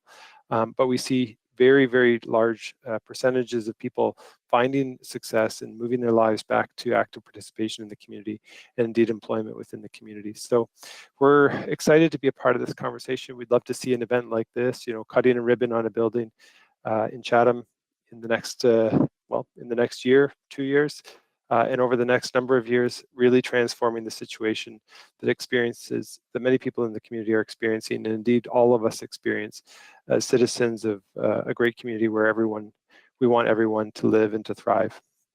So I'm happy to be a part of this conversation, and thank you for this opportunity to share about Indwell and our goals and hopes for you and your community, and perhaps us being a part of it. Thank you. Councillor Kirkwood White, followed by Councillor Finn. Thank you very much, Your Worship. Indwell is probably not a surprise to many municipal councillors. I've been talking about this for quite some time. We have been working with community partners for well over 2 years on this project. I had the pleasure of meeting Graham some time ago and have had the pleasure of visiting and touring facilities in both Hamilton and Woodstock. And I am really quite excited about the possibility, having been a member of the new NeighborLink committee along with Councillor Finn. Pleased to tell you that the first people that should give in any initiative like this is the committee that's doing the fundraising, and our small group of 16 individuals has already raised $20,000 towards an initial target of $200,000. And should this recommendation go through tonight, we'll only have to raise another $80,000 to get us started on this really exciting project. I wanted to point out in the report, and thanks to Chantel and to Graham for the presentation tonight, that the one-time funding reference really speaks to the hiring of a project manager that will help us get off the ground, and then of course will be part of a contribution that we will be asking the municipality to make as we move further ahead with the actual capital and operating costs of the project. So I'm sure that Chantel and Graham would be happy to answer any further questions that council members might have. Thank you. Councillor Finn. Thank you, Your Worship. I just wanted to thank both Chantel and Graham for their time in the reports and the presentation. And I fully support this and look forward to working together to help the situations around. Councillor Solomon. There we go. Thank you, Your Worship. When Karen spoke to me about this many months ago, I started to research Indwell, and I'm quite impressed with what I've seen, and also the presentation tonight. But one concern that I have is that when I looked at the works that you presented tonight and what I looked at a month or several months ago, it seems that you've got a couple different kinds of work that you do. It's rehabilitation or conversion of certain buildings, and as you said in the presentation, brownfield sites. So now and I think that's wonderful, but now my concern is really a planning issue, that these kind of buildings should be compatible as one expects in any good land use planning with the neighborhood in which it's built. I would have a concern that because a school board decides that they're going to close a school that has been surrounded by single family dwellings, that's not the kind of conversion that it might solve one problem temporarily but create several more. Graham, can you comment on that? I can through you, Your Worship, Councillor Solomon. Great point. We definitely do not want to put a project or a program in any community that does not want one, because we are neighbors and we are going to be neighbors for a long time. We always come to a conversation with, would we ourselves want to live in this building that Indwell is building, or would we want to live next door as neighbors, or indeed, in the neighborhood? We know that many buildings In our experience, many buildings that we've converted have been a blight on the neighborhood for some time, often standing derelict, vacant, or indeed misused by the current ownership or sort of absentee landlord type situations. So those have been opportunities where communities have been very open and actually quite excited to see a building transformed. Other situations like a church conversion in Kitchener that we're working on right now, the church closed due to sort of merging with some other congregations and wanted to continue the legacy that they had established over multiple decades of working and reaching out to the community with Out of the Cold or other kinds of drop-in type services for folks who were homeless or struggling in the community. And so that's a legacy that the church had already established there. We work very closely with communities, BIAs, et cetera, to identify challenges, barriers, potential opposition. Often we're able to address that beforehand, before even sort of announcing or deciding on a site. And so we work really hard to make sure that NIMBYism, as it's called often, isn't a hallmark of our projects. And we've never actually had to go before the LPAT or OMB and defend the situation. We've always been able to either come to agreement before council even decided on a planning application or to work things out before it got very far through any kind of formal appeals process. So that is a hallmark of how we decide, and we too share the concern that our programs are appropriately situated. The Kitchener one, as I understand it, is not out in a church out in an outlying neighborhood. It's in the urban part of the it's city. in the urban, 825 downtown. King Street downstairs. Yes, that's right. It's next to a school. It is next to the large high school. It's adjacent, obviously, to the LRT there that's now in Kitchener. So it's a great location that way. It is adjacent as well to the Grand River Hospital. So many of the services and supports. There's an arena next door as well. So it's ideally situated from our perspective, as well as in a community that's mixed. There's large multi-residential apartments nearby as well. So. Yeah, and I agree with you. That's the institutional uses and high density uses, and that makes sense. Now, the other comment I had is, this is Chatham-Kent, and I wouldn't want to deprive any other of the wards from who have some derelict buildings and have some homelessness. I would hope that this would take in all of Chatham-Kent and give everybody an opportunity.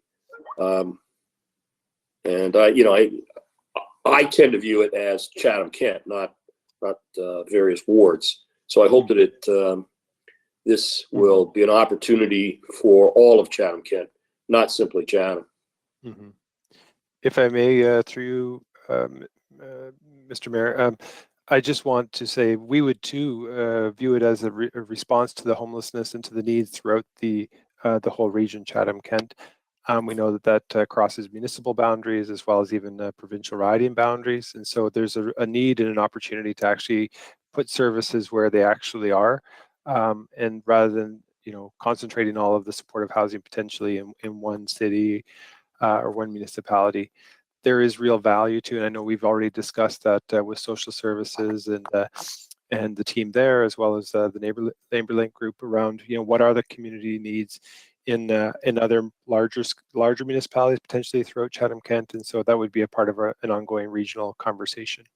Good. Thank you very much. Thank you, Worship. Seeing no other questions, we'll put it to vote.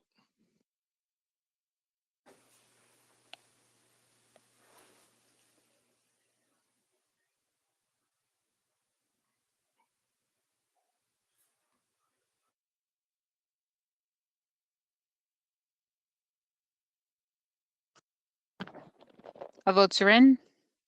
Motion passes. Item 15, Finance, Budget, Information Technology, and Transformation. 15A, Growth Plan Financing. Councillor Harrigan and Councillor Foss, can I each put this on the floor, please? Yes, Mayor Kenneth, I'll move the recommendation. And I'll second it. Okay, Councillor Harrigan, the floor is yours. Thank you. Just a quick question through to Bruce. Bruce, can you comment on the timeline that would be needed for implementing all of these very important studies?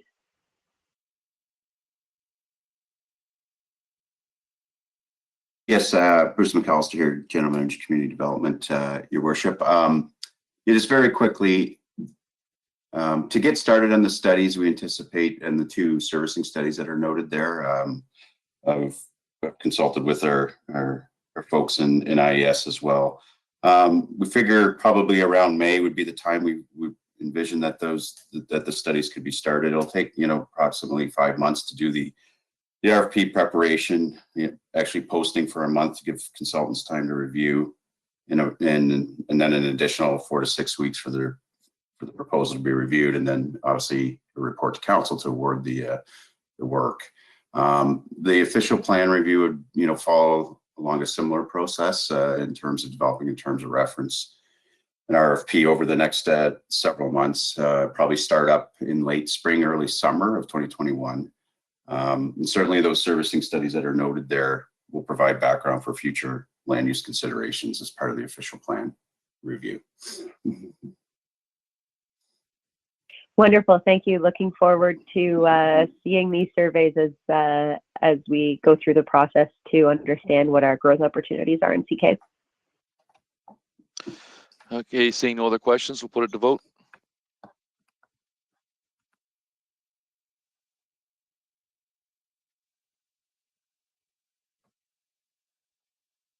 All votes are in. Motion passes. 15B, purchasing bylaw revisions. Councillor Harrigan. Thank you, Mayor Kenneth. I have an alternate motion that I provided to Judy. So actually, Councillor Harrigan, if you put the motion on the floor and then this could be an amendment to that motion, you're just amending a small portion of that bylaw. Is that correct? Yes.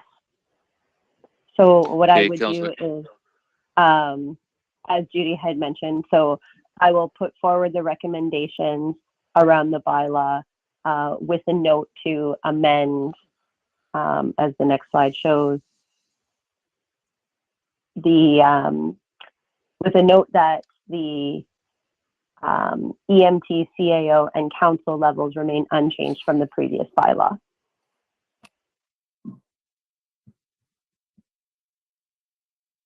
Councillor Scotchy, can I get you to second that? So moved, Mayor Kenneth. Okay, Councillor Harrigan, the floor is yours, followed by Councillor Scotchy. Great. Thank you, Mayor Kenneth. The reason I'm putting forward the motion to accept the changes for employee, manager, and senior manager levels are based on the conversation that we had at council around wanting to make sure that there's operational efficiencies within our organization. But I felt still that there was a level of discomfort that I had with the new proposed signature levels or approval levels for our executive manager, CAO, and council, and think that the previous levels are still more appropriate given the amount of engagement that we are wanting as a council. And ultimately, I've had some conversations with our CFO around this. The threshold once council approves something is triggered by then a report to council and then an opportunity for our community to engage on that report to council. And as we go through in the future things like multi-year budgets, where we're going to be looking at things that are approved in budget for a couple of years out, I think it's important that we continue to have and maintain the checks and balances that can be found in our current purchasing bylaw. But that said, I do want to appreciate the work of the finance team around drafting these revisions and providing with some feedback and opportunities for efficiencies, particularly at the frontline and manager level. Those are all my comments. Councillor Scotchy. Thank you, Mayor Kenneth. Nothing to add besides the sentiment that I support the sentiments that Councillor Harrigan has stated, and I will be supporting this the amendment as stated. Okay, seeing no other questions, we'll put it to vote.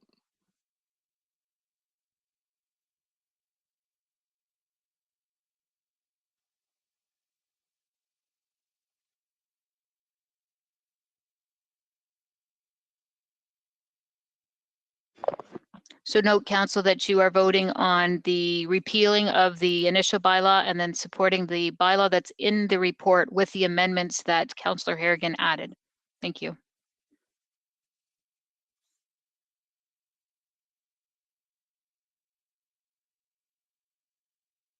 Just need one more vote, please.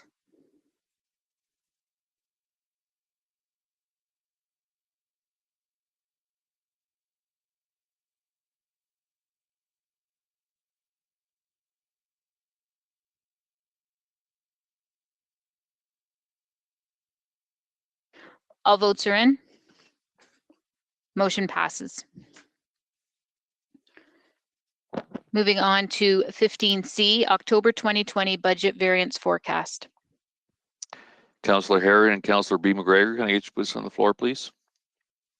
Yes, I'll move the recommendation. I'll second that. Okay, the floor is yours, Councillor Harrigan. Thank you. My questions are through the mayor to Mr. Clinton. Gord, can you, I know that it's in the report, but I just, for my benefit and the benefit of the public, can you comment on how our current deficit is offset by the Safe Restart program? And then noting that some of those dollars could be rolled over to next year, what position does that put us in for the future year's budget, given that we haven't heard yet what future COVID funding could be like? Thank you, Mr. Mayor. This is Steve Brown, Director of Budget and Performance Services. So of the $5.8 million that we received for the Safe Restart funding, our deficit of about $4.3 million in 2020, less the $120,000 that was approved, excuse me, for the digital Main Street. That leaves about $1.4 million that would be rolling over to the 2021 budget that could be spent in the January to March timeframe. And then in follow-up to that, we have not heard if there is going to be any further provincial funding that would start on April 1st, 2021. Is that correct?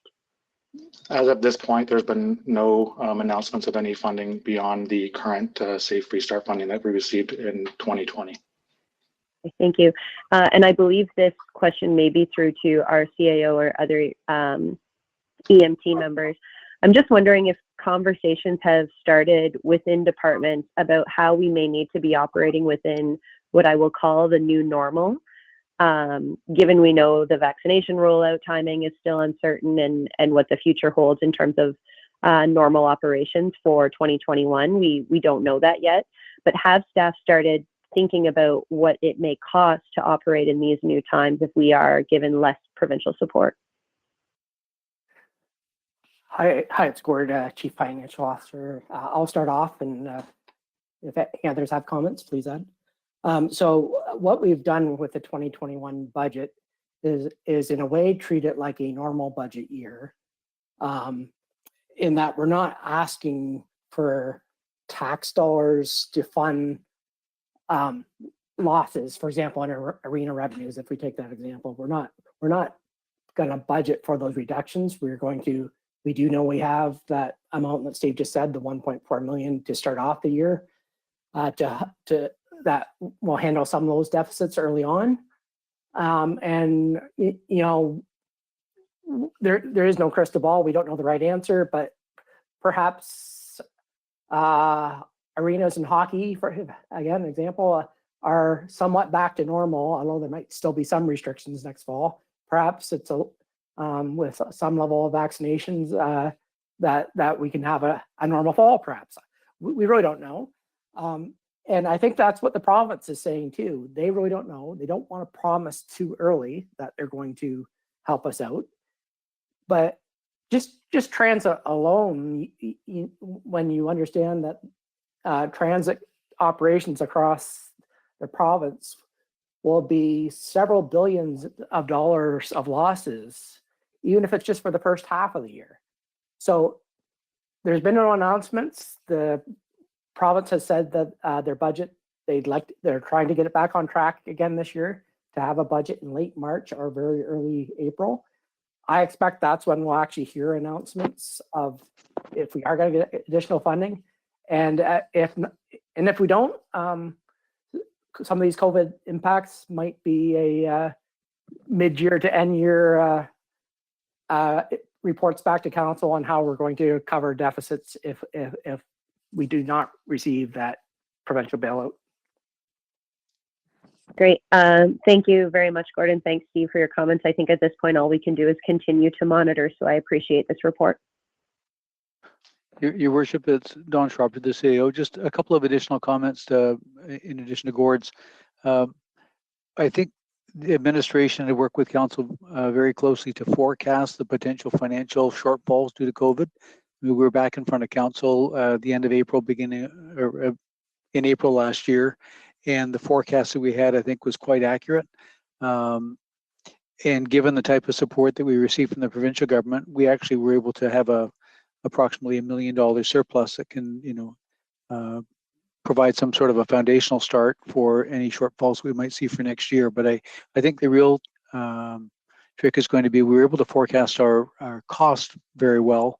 What we're not sure of is how long this COVID is going to last and how much is going to impact our potential revenue because of the negative impact it might have on businesses that could fail or some of those pieces. So I think our best go forward plan is going to be continue to monitor our costs extremely closely, and also to try and do whatever we can in terms of the variance reporting and forecasting as to where the private sector, commercial and industrial taxes are, and to determine whether that's going to have a negative impact as well. I think we'd be remiss if we also didn't recognize that both the federal and the provincial government were quick to come to the table with financial support. And when council approved the motion a few weeks ago about trying to only ask for the first phase of funding and then suggested the province that we be back at the table, I think that was if we needed additional support in 2021, that was a very similar message that was delivered by almost every municipality in Ontario. And we'd hope that call for support, if it's needed, would also be answered by the province and the federal government. Thank you, Your Worship. Any no other questions? We'll put it to vote.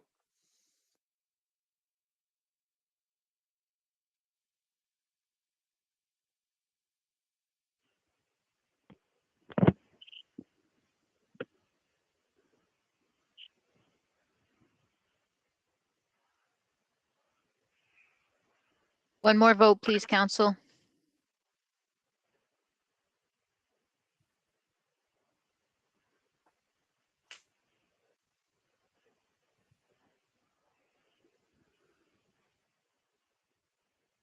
All votes are in. Motion passes. Next report, 15D, WDC Rail 2019 report to shareholder. Councillor Foss and Councillor Sakachi, can you each put this on the floor, please?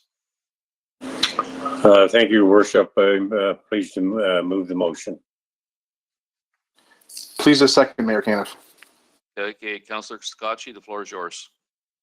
Thank you, Mayor Caniff. This is probably just more of a clarification question in regards to some accounting housekeeping, but just to Mr. Brown, number 2, the recommendations, it states that basically about the reserve, and that it's going to be transferred to the railway crossway reserve, and that then it will be then closed.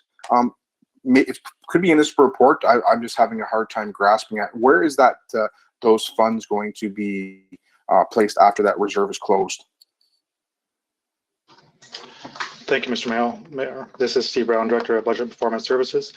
So the remaining funds in the WCOL reserve would be moved over to the Railway Crossing Reserve for future railway crossing expenses. Okay, so the actual railway crossing reserve, so maybe I'm reading this wrong. Number 3 says the remaining WC Rail Reserve balance of $930,748 be transferred to the Railway Crossing Reserve, and then just the Rail Reserve be closed. So the Crossing Reserve is still going to be active? That's correct. So we have 2 reserves. One is the WC Rail Reserve, and the other one is the Railway Crossing Reserve. So the WC Rail Reserve would have the balance transferred over to the Rail Crossing Reserve, and the WC Rail Reserve would be closed. So is that normal? Would this be something that would be considered normal practice to be removing that money and placing it into a railway crossing reserve? Because I was obviously, a lot of us council members wasn't around when this deal transpired. Where did the monies come from when this railway was purchased? So in 2013 and 2015, there was an allocation put to the WC Rail Reserve in the event that it sold at some point and there was a loss. So there was $1,050,000 put into that reserve to cover off any potential future losses. So now that we've sold it, we know that our loss is $119,252. So that leaves about $930,000 in that reserve that is no longer needed for the intended purpose of offsetting a loss with the sale. So I guess my question would be, why would that money not be presented towards if we're touching base on the difficulty and challenges that we're going to be seeing in the next fiscal year? Why is there not the availability to move those funds into our budget for this year? The reserves are a one-time funding. So you always have the option to be able to put that against the budget, but what that does is then that transfers the issue to the following year. So we always make the recommendation that you shouldn't be funding base items with one-time funding because it just pushes the problem down further down the road. Thank you very much. I do appreciate that. And Mr. Quinton did explain that to me last year at some time. I guess I'm just having a hard time looking at the fact that this is going into another reserve when it did come from, the ratepayers. I just think that that money would be better utilized for those ratepayers instead of sitting in a crossing reserve. And I'm not sure if you can comment on that. I just think that it would be beneficial to those ratepayers that money go back into the actual general budget. The rationale behind moving it to the railway crossing reserve is if the WC Rail corridor was ever to be active again, the municipality would be responsible for covering a portion of the railway crossing upgrades. So the taxpayer would be on the hook at that point to cover off any of those upgrades. And that was the rationale on putting the money over to the railway crossing reserve to offset that potential future expense. Can I see, Councillor Scacchi, can I suggest that if you're still interested in doing this during our budget discussions, you can keep that in your back pocket, and if there's some opportunity to bring that forward. Much appreciated, Mayor Caniff. Thank you for your suggestion. That's all I've had to ask. All right, Councillor Foss, followed by Councillor Latimer. Thank you, Your Worship. Through you to Steve Brown, we're showing a $119,252 loss. Can you explain to council the amount of taxes and interest that we paid on the loan? Thank you, Mr. Mayor. I'm just pulling up the actual amount for last year. So property taxes in 2019 amounted to $43,319, and interest was just shy of $122,000. That was, like I said, 2019 numbers. So both those numbers are paid. Interest and tax are paid to the municipality. Most of the expenses through WC Rail were paid to the municipality for, like I said, interest and property taxes. Okay, and I think that was important to highlight as well. And can you give me, and I should have asked you this earlier, but the amount of tax that we're collecting now with the new owners? Thank you, Mr. Mayor. I don't have that number handy at this point. I can get that and send it out to council if you like. Okay, that might be good, just to give us an idea that that there are taxes being paid on that. Thank you. Councillor Latimer, followed by Councillor Bondi. My question has been asked and answered. Thank you. Okay, Councillor Bondi. Thank you, Mayor Caniff. I guess my comments on this, I was around when this was purchased. It was well-intentioned, and I acknowledge that. I was the councillor who made the motion to sell the rail when it seemed that it wasn't going to work out. So I guess after many years, I'm very pleased to see that, we're finally wrapping this thing up. It was something that obviously garnered a lot of public interest. Not necessarily positive interest, but a lot of interest. So I guess my comment really is just more great. I'm glad that we've closed the door on this thing. It really hasn't been a financial gigantic burden that we thought it would be, because at times we were talking about $6 million about the purchasing, and I think we did come out of this pretty well. So again, I'm very pleased that we're closing the door on this. But my question to Steve would be, I'm looking at item number 2, the $119,000 loss attributed to the WDC rail. Can you give us more of a number as to what is the actual financial loss to the municipality from purchase price to selling price and cost in the middle, which I'm sure is a lot more than $119,000. Just, I'm sure the public and council would be curious to know, what did we pay? What did we sell for? Our costs in the middle. So where did we come out at the end of this thing? Like, how much did we actually lose? And I don't think it's $118,000, but I could be corrected. So I'll thank you for that. Thank you, Mr. Mayor. The $119,252 is the total loss of owning it from ownership to sale. Like I said, most of the ongoing expenses after the purchase of the asset was actually paid to municipality, but that is included within the expenses for WC Rail. There was some easement revenue throughout the years that did help offset some of the costs, but the $119,252 is the actual amount lost by the municipality holding it, and that's the amount that the municipality is out of pocket basically for holding, for owning WC Rail throughout the time. From beginning to end? That's correct. Steve, I'm sorry, I'm only asking this question because when we discussed selling it, as I recall, there was a number of about, we would take about an $800,000 bath on this thing, which was considered not so bad considering, it wasn't really doing much for us. And, $800,000 on a $6 million purchase. Again, my numbers are probably really fuzzy here, but if that's the case, that from purchase to sale and expenses in the middle, the municipality, the taxpayer, lost $119,000, $252. That should be a good news story. Not that it's good news; it's obviously a $119,000 loss. So, but it seemed a lot worse than that. So that is the number from purchase to sale, costs in the middle, $119,000 loss.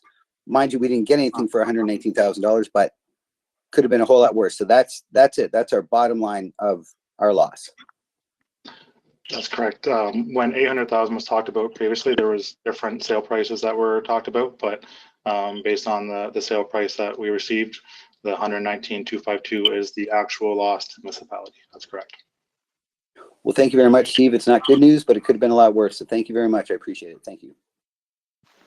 Seeing no other questions, we'll put it to vote.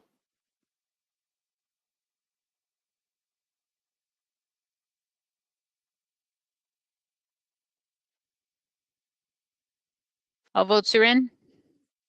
Motion passes. 15E, reserve housekeeping and unfunded capital projects.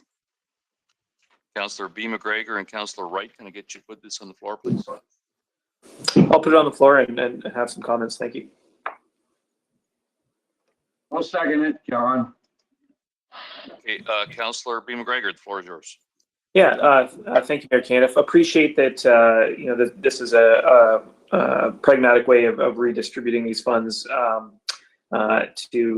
finish some work that needs to be done. I did receive some questions from the community today, specifically because the funds are coming from that $18.5 million sports complex reserve, which at the time when we discussed it, we also mentioned that if a new project didn't materialize, we would have some need for some maintenance or renovations at some of the arenas in central Chatham-Kent and Chatham. And there's some concern that this type of move is an abandonment of our commitment to those facilities, and considering that we have about 50% of the population in and right immediately around Chatham, and only 3 of the 10 active arenas, and right now only 2 of the 9 active ice pads. They're obviously important buildings, and there was some members of the public that wanted some assurance that this was not a signal that we were abandoning plans for continuing to commit to the existence of arenas in Chatham.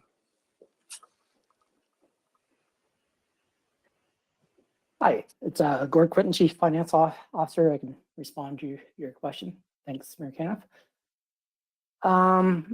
So just to be perfectly clear, we are not abandoning the topic of a multi-purpose sports complex arena at all.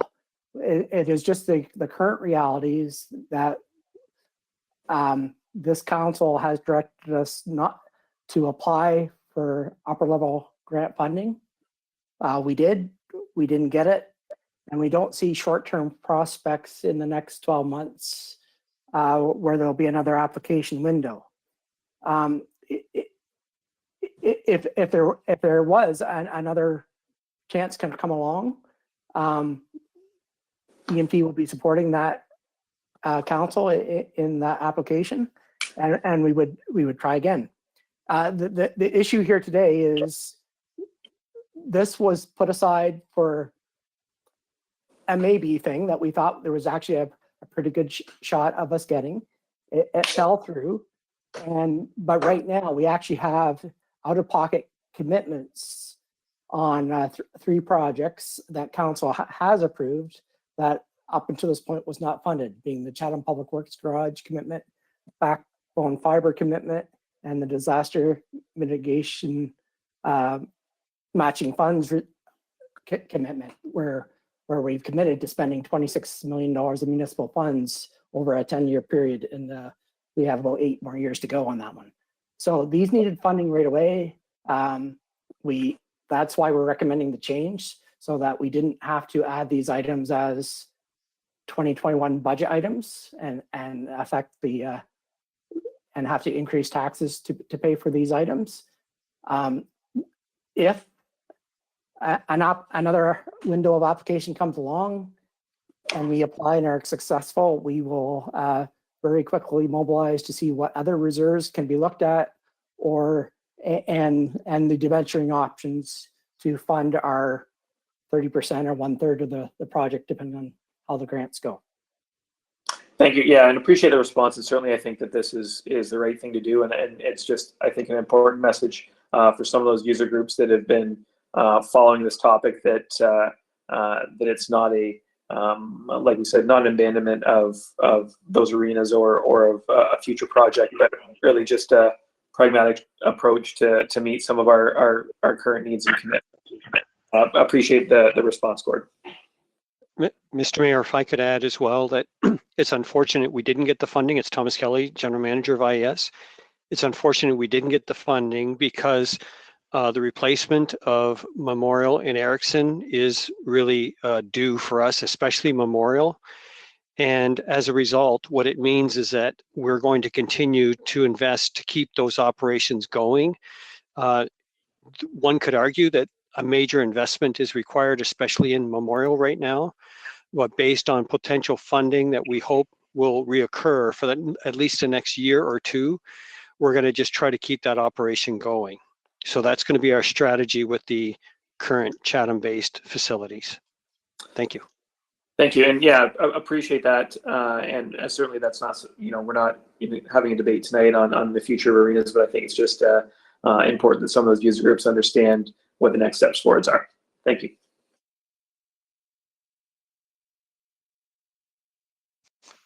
Seeing no other questions, we'll put it to vote.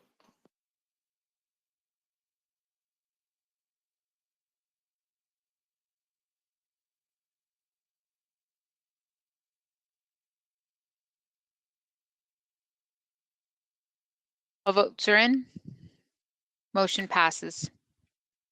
15F, motion by Councillor Sakachi regarding funding for municipally owned recreation hall facilities. Councillor Sakachi. Thank you, Mayor Caniff. Would you like me to read the motion, Your Worship? Sorry, yes. Councillor Scotchy, the floor is yours. Sure. Whereas COVID has created significant challenges to programs and activities, and whereas due to the continued COVID-19 pandemic and the ability of those renting or operating municipally owned recreation facilities to pay their normal base rent as normal activities are not possible, I move that administration bring a report back to the January 18th meeting with a recommendation and potential funding source to consider waiving a portion of those retroactive to April 1st, 2020, continuing through June 30th, 21.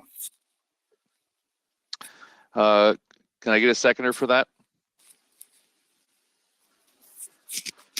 Councillor Harrigan? Yes, I'll second the motion. Okay, Councillor Scotchy, the floor is yours.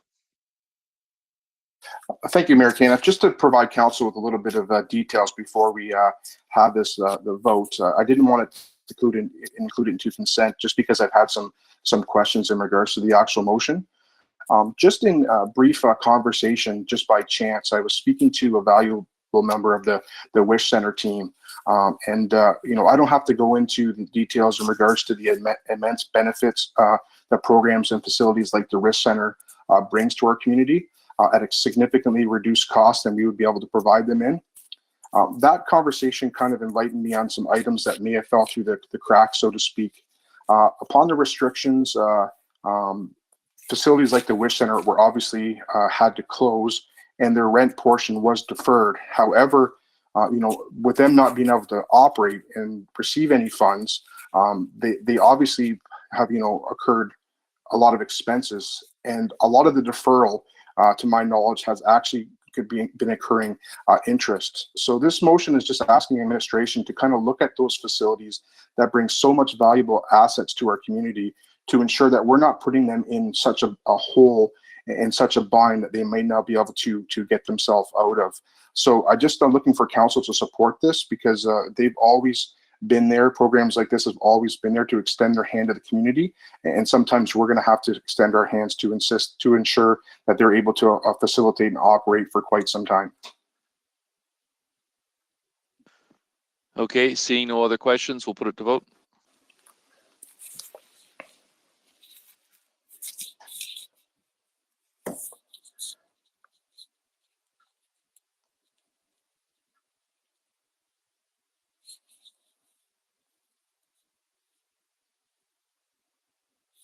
All votes are in. Motion passes. Item 16, infrastructure and engineering services. 16B, 2021 vehicle and equipment replacement list. Councillor Latimer and Councillor Crew, can I get you to put this on the floor, please? So moved.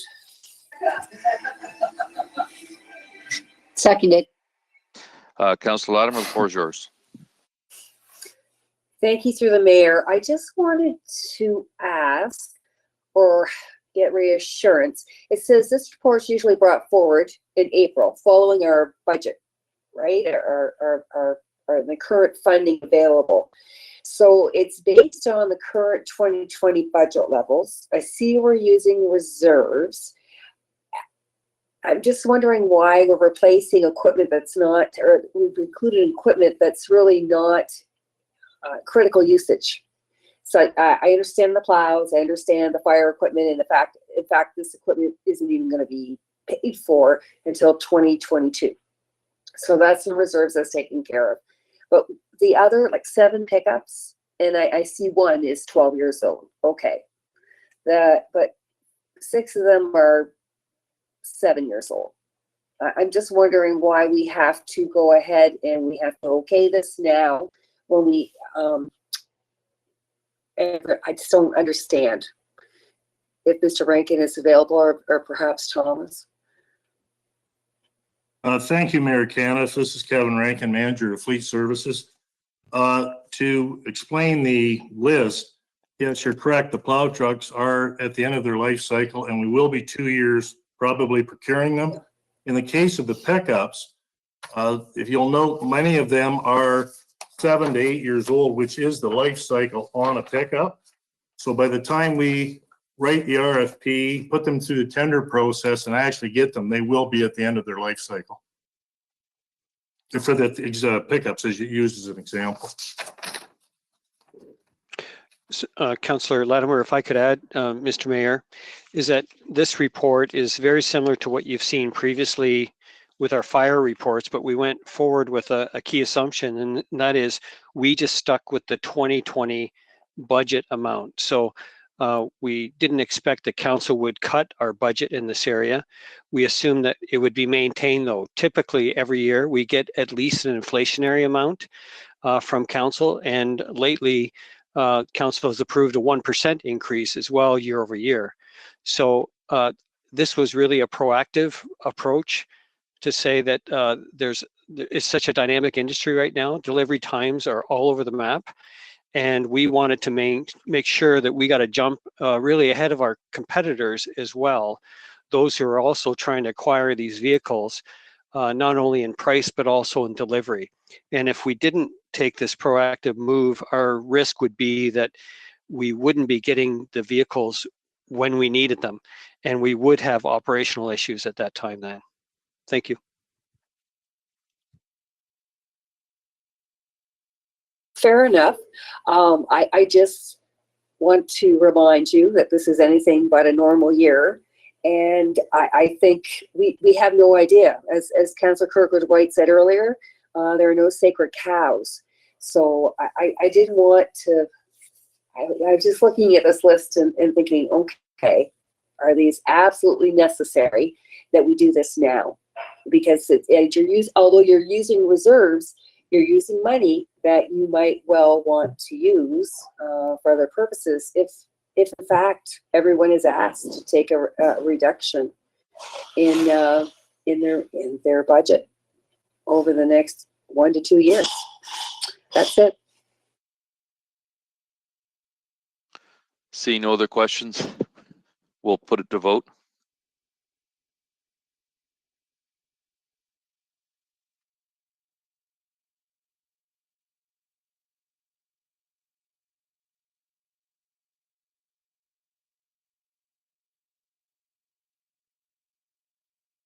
All votes are in.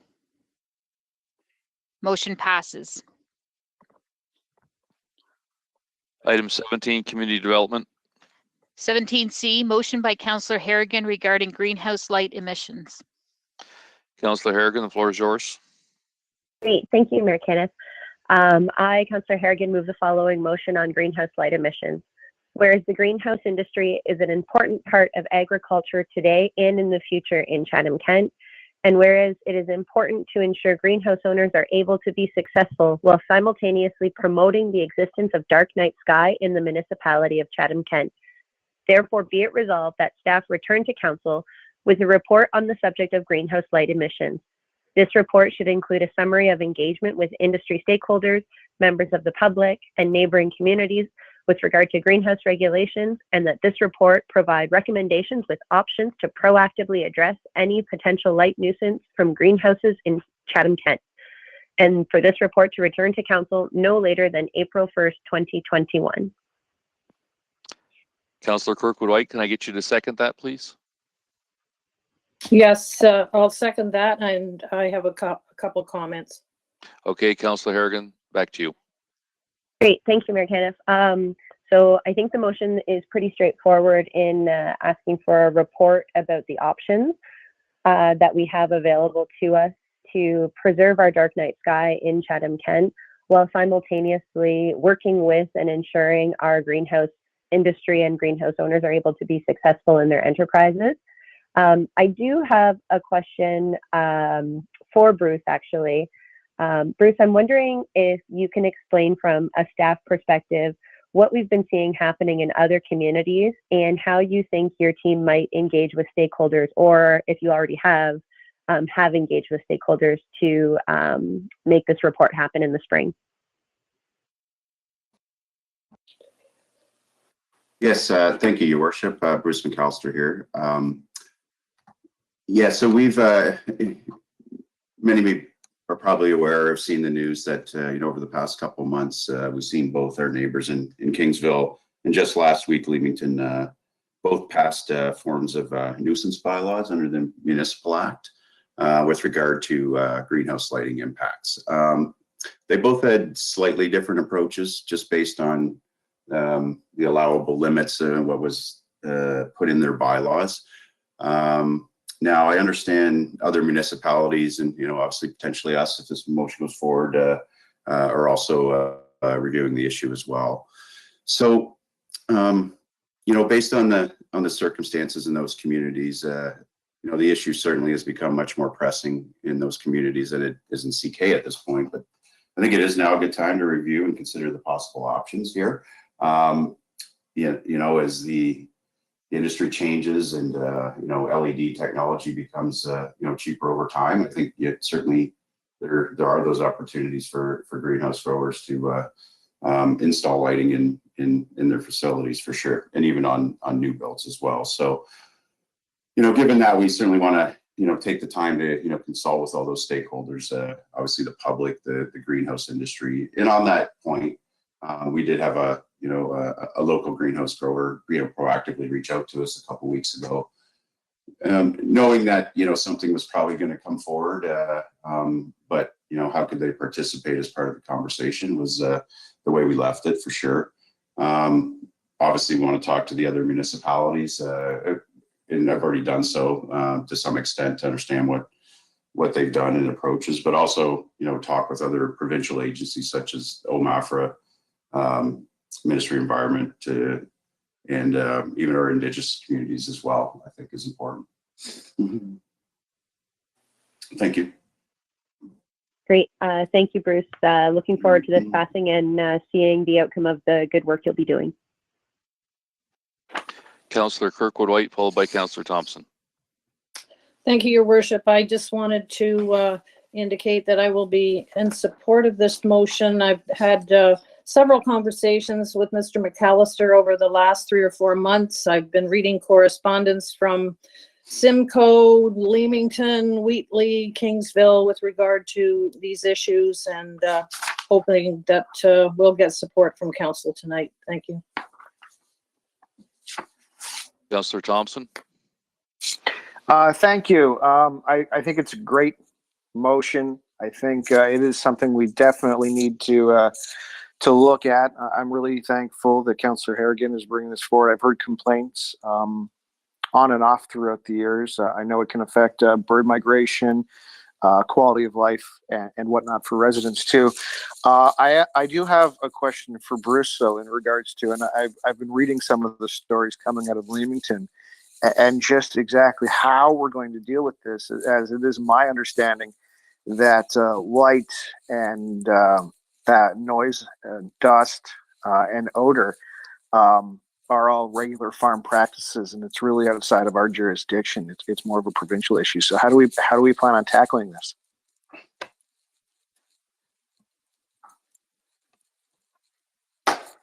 Sorry. Yeah. Thank you, Your Worship.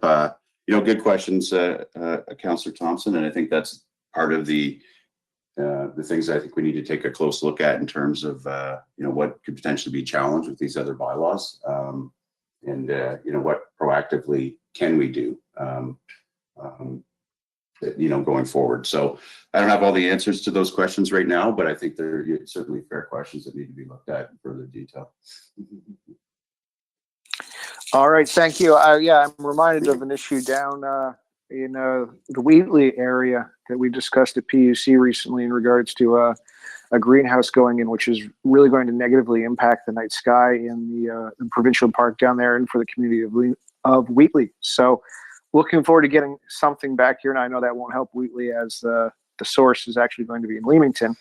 However, I think it is something we need to tackle. Often when I'm outside, I can see the glow coming, and it gets closer each and every day. So we need to get out in front of this as best we can and figure out a good way to work with greenhouse operators, not an adversarial one, but a collaborative one. So looking forward to this coming back in April. Thank you.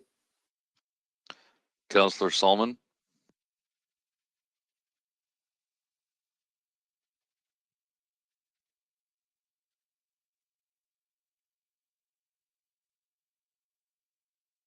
Councillor Solomon, we can't hear you. I'm going to support this motion, but I find it somewhat ironic that the first night sky light pollution, came from wind turbines, and they actually had an opportunity to, instead of creating what looks like Pearson Airport at night, they had an opportunity to have lights activated by radar, and chose to go the cheap route. I hope you have more. Hope we have more success with these greenhouse light emissions. But the beautiful rural night skies have already been adversely affected by the lights on the wind turbines, turning most of Chatham-Kent into Pearson International Airport. Seeing no other questions, we'll put it to vote.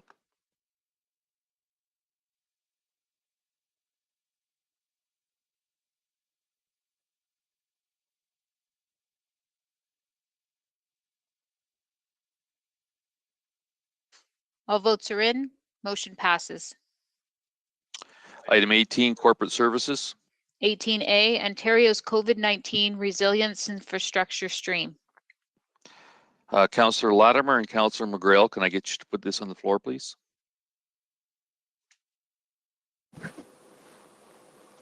I will, but I would like them separated out, please. Okay, Councillor McGrail. I'll second it.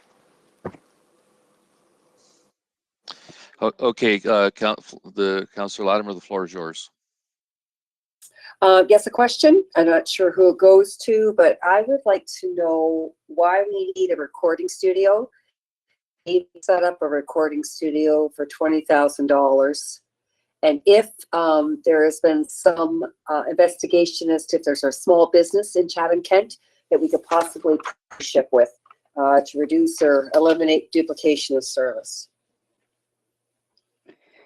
Mr. Mayor, it's Kathy Hoffman, General Manager of Corporate Services. I am the author of this report and do have a particular project on here and can answer some questions about it, but my fellow general managers also have a piece of this, and this particular item, the recording studio, is April Redix, and so I think perhaps April may like to respond to your question on that, Councillor Latimer. Through you, Mayor Caniff, it's April Redix, General Manager, Community Human Services. What the library has pulled together here, looking at a recording studio with the changes that have happened and the impact that COVID-19 has had, moving significant programs and services to a virtual way of delivering. They really felt that they could assist with a type of recording studio that all municipal departments could utilize at a way of reducing duplication, one, first and foremost, within our own organization, and that other community partners who were then looking at turning a number of their programs and services into videos and moving them to that online platform. If this recording studio was part of the library services, that all of our community partners would then be able to have access to that as well. We are just in the preliminary stages of really looking at this, and if we can secure funding for this, then certainly we will be looking at other community partners and whether or not this is something that we can even enhance for Chatham-Kent by working in collaboration with others in the community. Thank you. I would be more, right now I can't support this because I really don't think you can set up a recording studio for $20,000. I may be way off the mark there, but I do know we have at least 3, if not closer to a half dozen recording studios in Chatham-Kent who would be pleased, I think, to work with the municipality and or any other community partner in doing just this. This is an example of where I really feel the library could work with a community partner that is a small business who is in the recording industry to provide this service for all. I don't think we should be in the business of competing with small business. And this is where we've been, I sound like a record repeating itself, because they're not just at the library, this library service, but in several other services. We do not have to be in the business. We should be partnering. So I really feel we need to look at that first before we, put $20,000 of this fund toward that. Or if we do, that we get a report back on what's available and what are the pros and cons and why we should invest and proceed with this as a municipal service versus a partnership with a municipal business. Madam Clerk, you have a comment about splitting this out? Thank you. Councillor Latimer, just for clarification, and I guess for the rest of council, we are limited to the number of recorded votes just in the GoToWebinar that we're using. We can still break out and vote on as many things as possible, but we would have to do recorded vote for some of it. So are you just asking that instead of 4 separate votes, we just have 1 vote for all of it and the recording studio is a separate vote? Or are you looking for all 4 to be separated? For myself, I would like the recording studio to be separate. Okay, thank you. We'll get that ready. Okay, Councillor Harrigan, followed by Councillor Crew. Thank you, Mayor Caniff. Just given some of the earlier comments and questions through to Ms. Hoffman, I'm wondering if you can comment on what would happen if we did not approve one of these projects. Would staff be able to return to council to suggest something different, or would the dollars be allocated to the other projects that are recommended here? Thank or you, none of the above? Sorry. Yeah, thank you, Mr. Mayor. These particular projects we came up with as an executive management team following a process much like we do when we're going through our budget identification process, Councillor Harrigan. So these are the top 4 items that are a priority to the corporation right now and make the best use of this particular funding. So not unlike the budget, if council said that you didn't want us to pursue the funding for this for some particular reason, then obviously we would take it off and we would either try to find another way, like you just heard with the recording studio, or there would be some things we just absolutely wouldn't be able to do because we wouldn't have the funding for. Right, and I would. Mr. Mayor, if I could. Oh, sorry. Go Mr. ahead. Mayor, if I could add thank you. The Public Works facility infrastructure upgrades in the report, you'll see that we have only 1 of 11 Public Works garages that are really capable of doing the things that we want to do.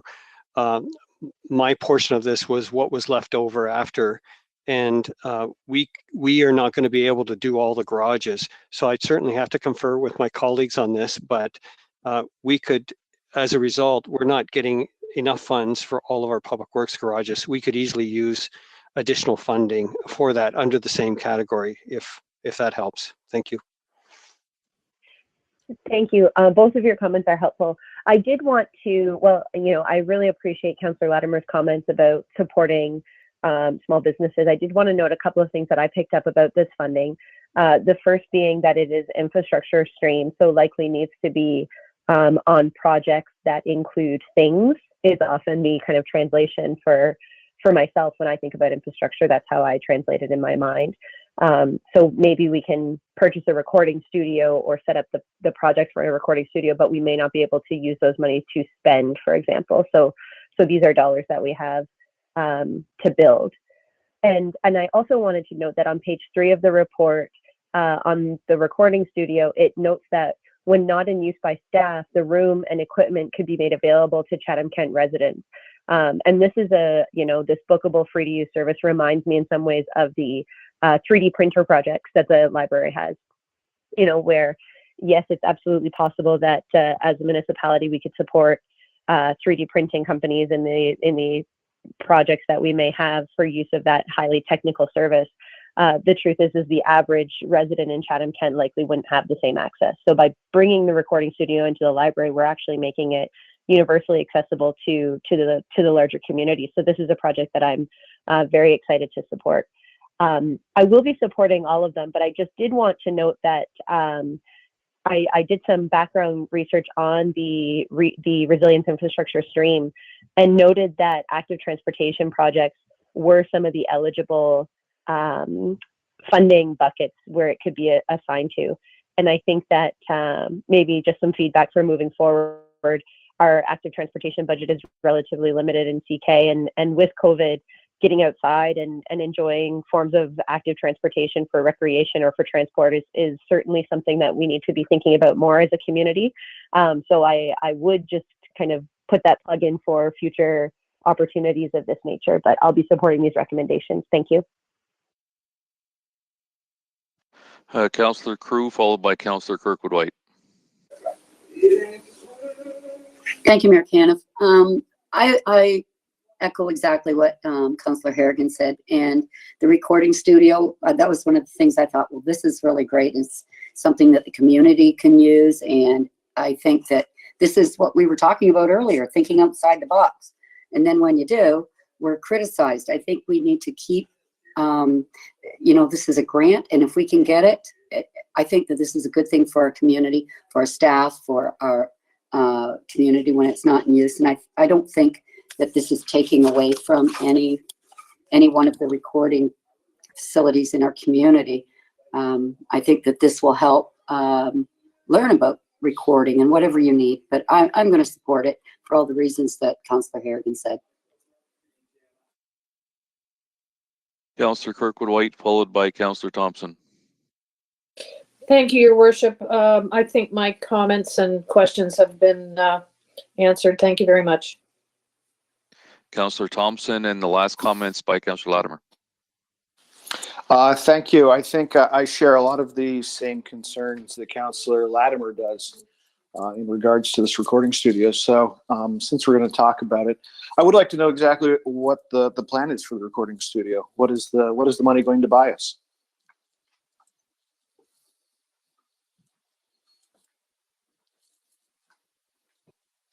Through you, Mayor Caniff. Councillor Thompson, part of this is really looking at the equipment to set up for video recording. So things like green screens, cameras, those types of equipment needed for both some of our own internal uses in terms of producing good quality video and messaging to go out to our community, and the equipment, as has already been stated, for members of the public to have access to.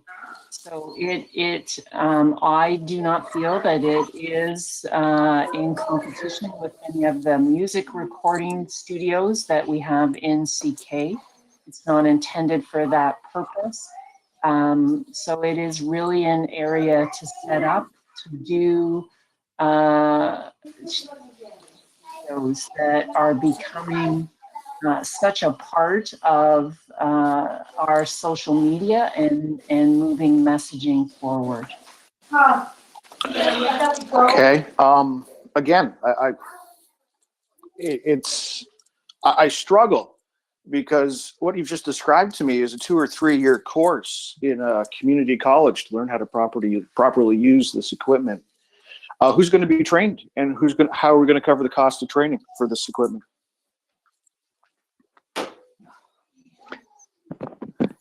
Your Worship, it's Don Shropshire. If I could just add an additional comment. A similar type of recording studio was put into the new Leamington Library, and it has been absolutely jam-packed ever since they opened it.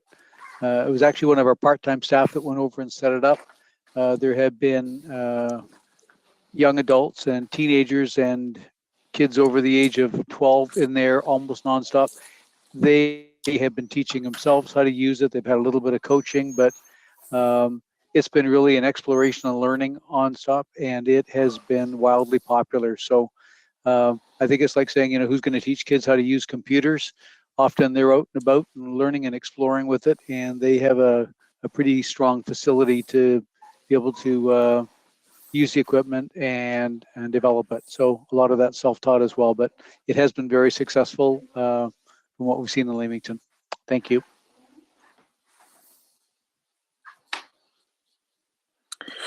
Okay, thank you. Again, I'm really put off by the idea that we're using COVID money to install a recording studio, but I'll leave my comments there. Councillor Latimer, final comments? I appreciate what Dr. Riddick and Councillor Harrigan has said about public engagement and the fact that community would have access to this. I see no reason why we cannot build into our partnership agreement the municipal use and the public access use. I think as Councillor Crew mentioned, I don't mind thinking outside the box, but I think we really have to stop and recognize what our services should be. Again, we haven't got the money, and as Councillor Thompson just said, this is COVID money.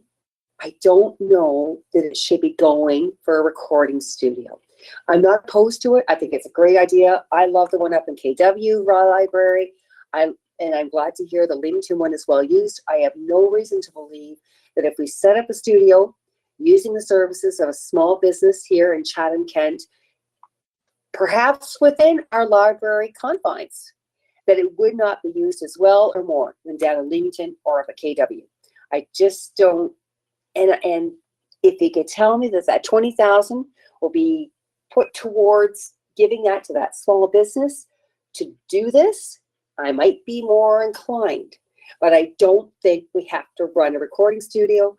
I'm with Councillor Thompson. I don't think you can even set up a recording studio for $20,000. You certainly can't maintain it. And that's going to have to be part of a library budget. And that is a concern to me. Okay, with that, there's going to be two votes. One will be electronic and the second one will be, oh, sorry, we've rearranged it so they're both electronic. So the first one is on the screen. We'll put that to vote.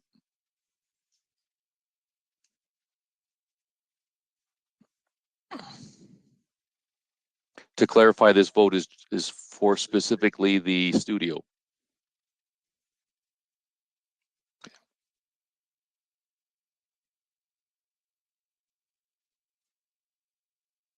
All votes are in. Motion fails.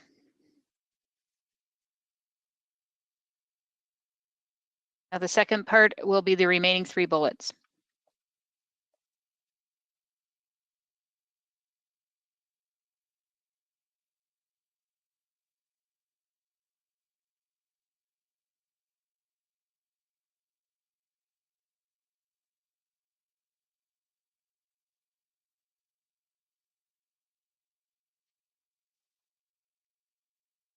One more vote, please. All votes are in. Motion passes. Next item is 18B, T20-153, Parking Enforcement Services. Councillor Kirkwood White and Councillor Finn, can you put this on the floor, please? So moved.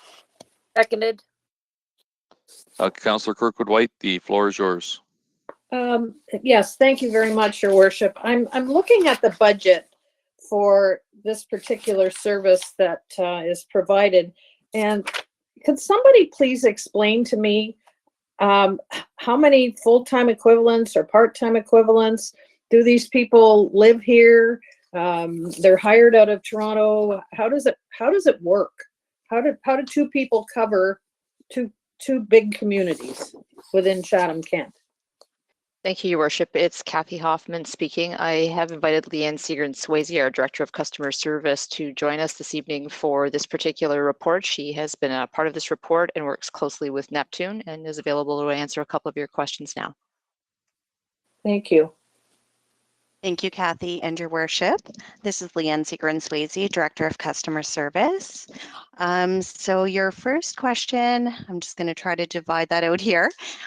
So the first question is, yes, this company is located out of Toronto. However, they do hire local parking enforcement officers in the Chatham-Kent area, so it is their responsibility to secure those officers. And so one officer is actually allocated 4.5 days a week, primarily in Chatham, for the enforcement in the downtown area and as well at the Walmart area and different parking lots throughout Chatham-Kent that are owned by the municipality.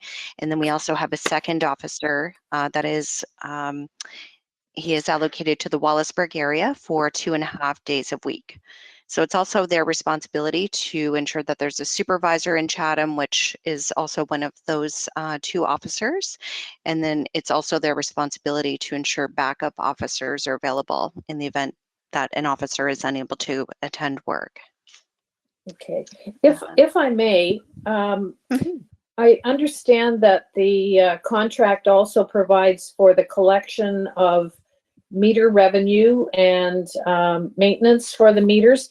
Can you give us an indication of how much revenue we're generating from collections?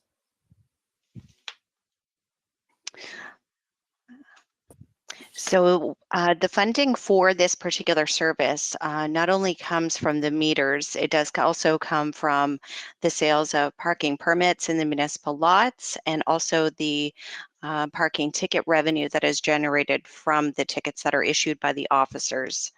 Right. And do we have an indication of how much revenue that is total to offset the costs of the service? It does offset the cost of the service. Yeah, but do we know how much, Leanne? A portion of that budget is under IES, so I'm just, and I don't have all of those particular details here. My apologies for not asking this in advance of the meeting. I know that administration likes these questions posed, but it didn't pop into my head until just now, so my apologies. Mr. Mayor, it's Thomas Kelly from General Manager of IES. I really need to check. I think your question is how it relates to 2020 in particular. Yes. And I do not have that data for tonight, but I can certainly look it up and send it to you. That'd be great. Thank you so much.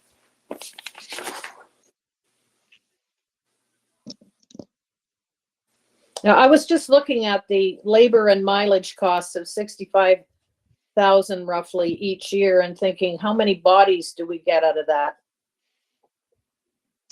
So we do have the two officers, and then they also have backup officers that are not paid when they're not working. So when they are working, they are certainly compensated, and those that are not working are not compensated. Yeah, it can't be much over minimum wage. That would be accurate. That is correct. Thank you. And this, sorry, I should just indicate that this is the same company that's had the contract for the last 3 years as well. Mm-hmm. Okay, thank you. Councillor Hall. Thank you, Mayor Kenneth. Just a quick question for Leanne. I know back when we first got on council, I got a lot of feedback from folks in the downtown Wallaceburg area about parking enforcement officers, that sort of thing. But to be honest, I haven't gotten a lot of feedback about that within really this year. Maybe earlier this year. But maybe can you just comment on that, Leanne? I know I've spoken with you over the last couple of years about this, but I know you've always taken that feedback, and just wondering if this if the company takes that in and puts that into practice moving forward.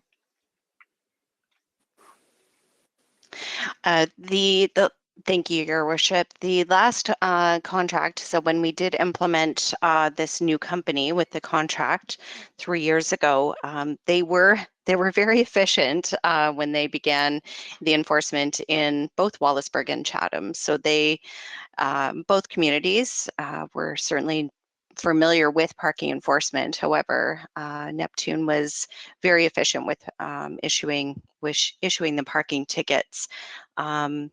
So there was a lot of public education as well, especially in Wallaceburg, where many people did receive the parking tickets.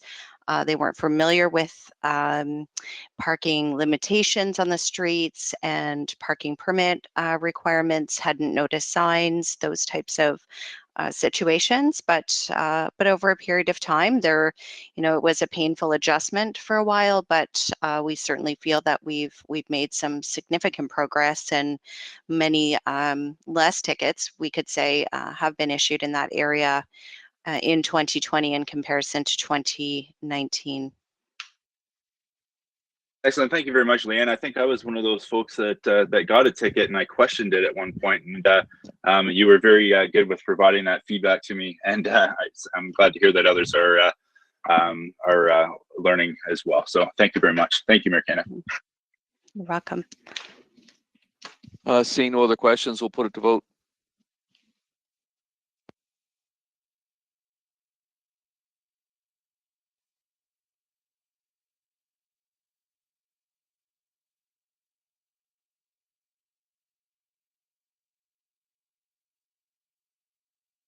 Waiting for one more, Council.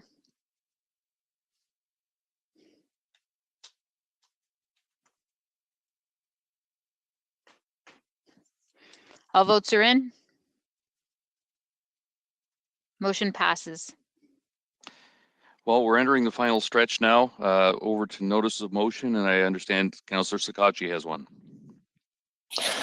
Thank you, Mayor Caniff. I will read my motion, and then I am going to be asking to waive the notice period for part of the motion.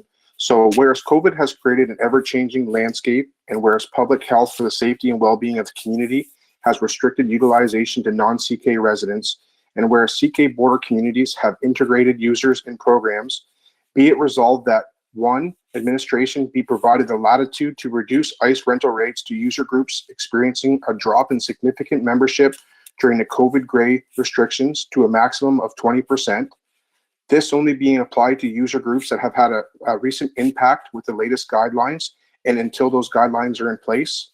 And then number 2, which upon direction of council, we can put a notice period in place, extend the current trial reduced ICE rates for 21 season. If I get a seconder, I'll explain my motion. I'll second that. Finn? I'll second Yes. that. Okay, so now we need to, I'll pass it over to the clerk to walk us through this. Thank you, Councillor Sakachi. So if we would like to discuss this tonight, we first have to see if council is willing to waive notice, and then we can go into the conversation. So the first vote that we'll put on the screen right now for voting is for council to waive notice and decide on this motion this evening. Can I speak on that really quick, briefly, Madam Clerk? Sure. So I just wanted to speak on the notice period. As we know that some of our user groups are seeing significant reduced people being able to provide, sorry, let me just refine what I'm, so many of our user groups have border cities that utilize our ICE services as well, including Leamington, as well as, Bothwell. And we've already had that discussion recently about the struggles we're already having. So this is just trying to provide some latitude to administration that if there are user groups that have significant, children especially that are utilizing the programs, that over the course of the Christmas year, that we are able to give them a little bit of, a little bit of slack in regards to the experiencing drop in numbers. I have a feeling if we don't do this, we're just going to have vacant ICE time. And if we have that, we're going to see even a more significant loss in revenue. Okay, with I see no other questions, we'll put this up for vote.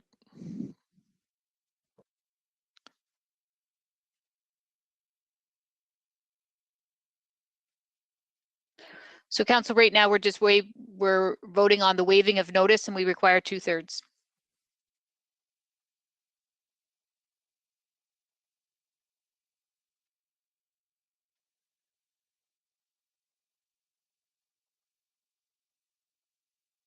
Waiting for one more vote, Council. Please ensure you hit submit.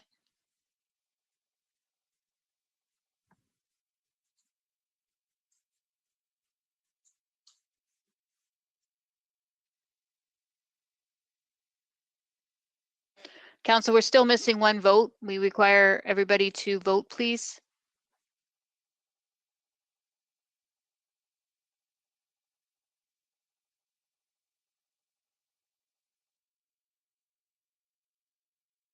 All votes are in. So we have achieved the 2/3, so we can proceed, Mr. Mayor.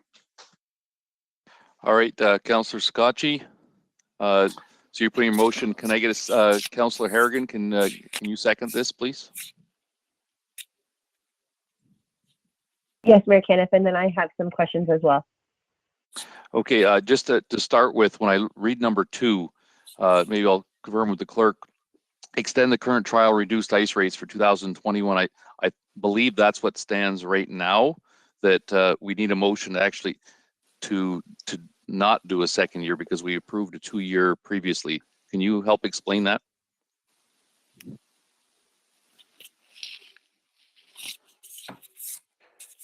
Mr. Mayor, it's Thomas Kelly, General Manager of IES. I just wanted to confirm you are accurate that the original reduction was for 2 years. The report earlier tonight, which was 12C, that was just for the first year. So we had planned to keep the same reduced rates for this next coming season. Thank you. So Councillor Scotchy, given that, are you okay with taking number 2 out? Yes, I am, Mayor Caniff. I apologize. I didn't think that the extension would cover the full 21 season. That's why I did state that. So I'm not sure if Mr. Kelly could elaborate that it is for the full expansion of the 21 ice allocation season. If that's the case, then I can definitely remove 2.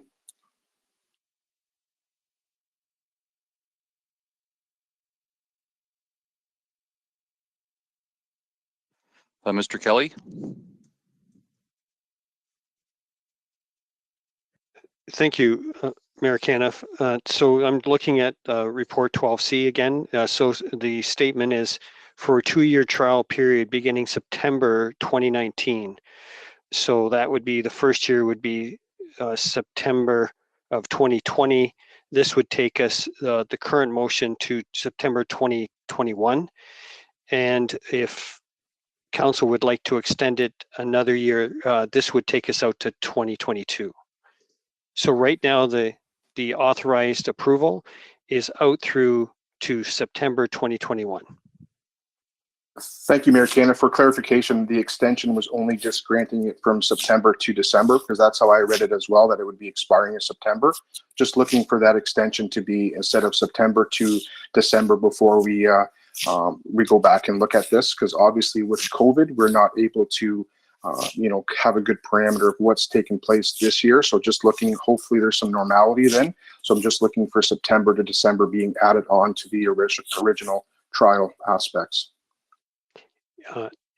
Mr. Mayor, if I could suggest to Council that would be a bit of a challenge. Many times we have ice renters who book the ice from October through to March.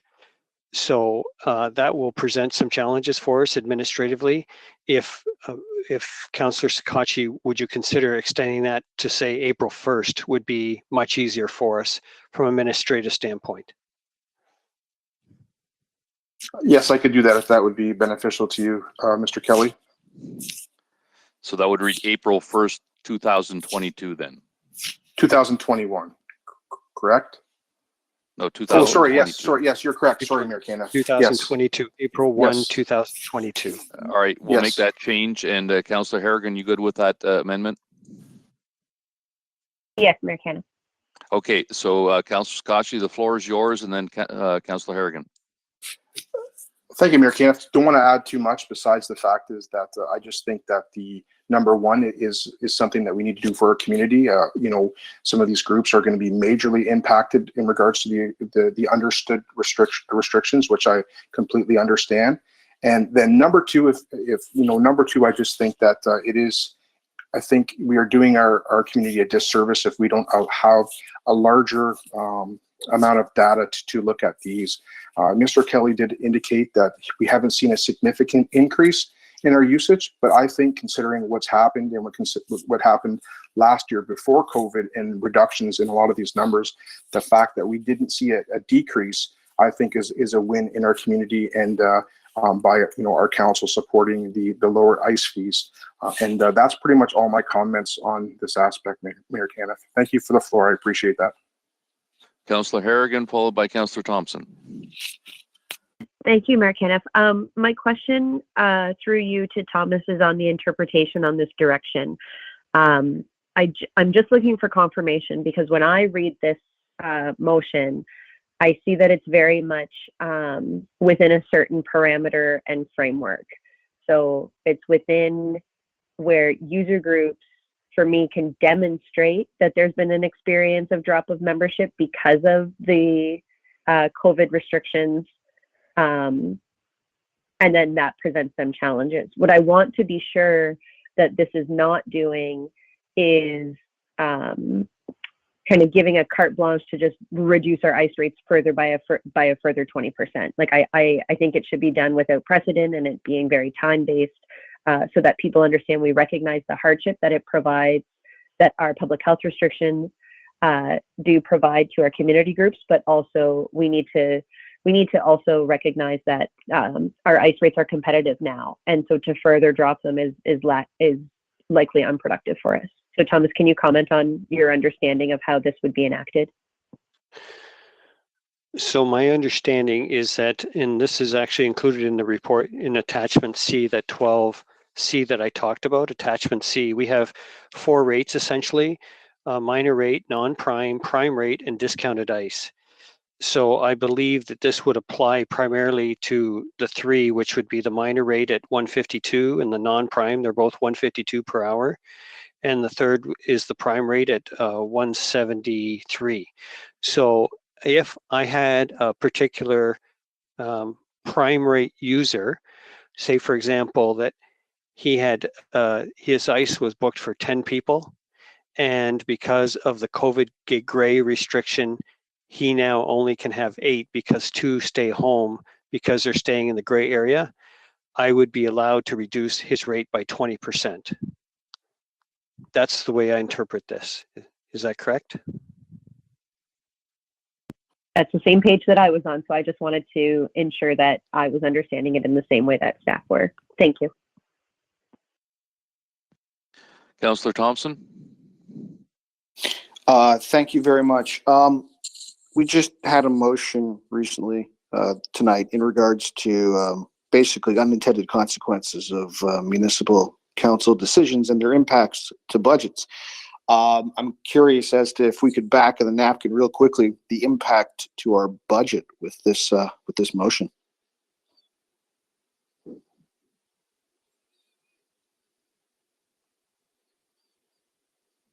Thank you, Mr. Mayor. I can do that. I just need a few minutes. I have to do some calculations.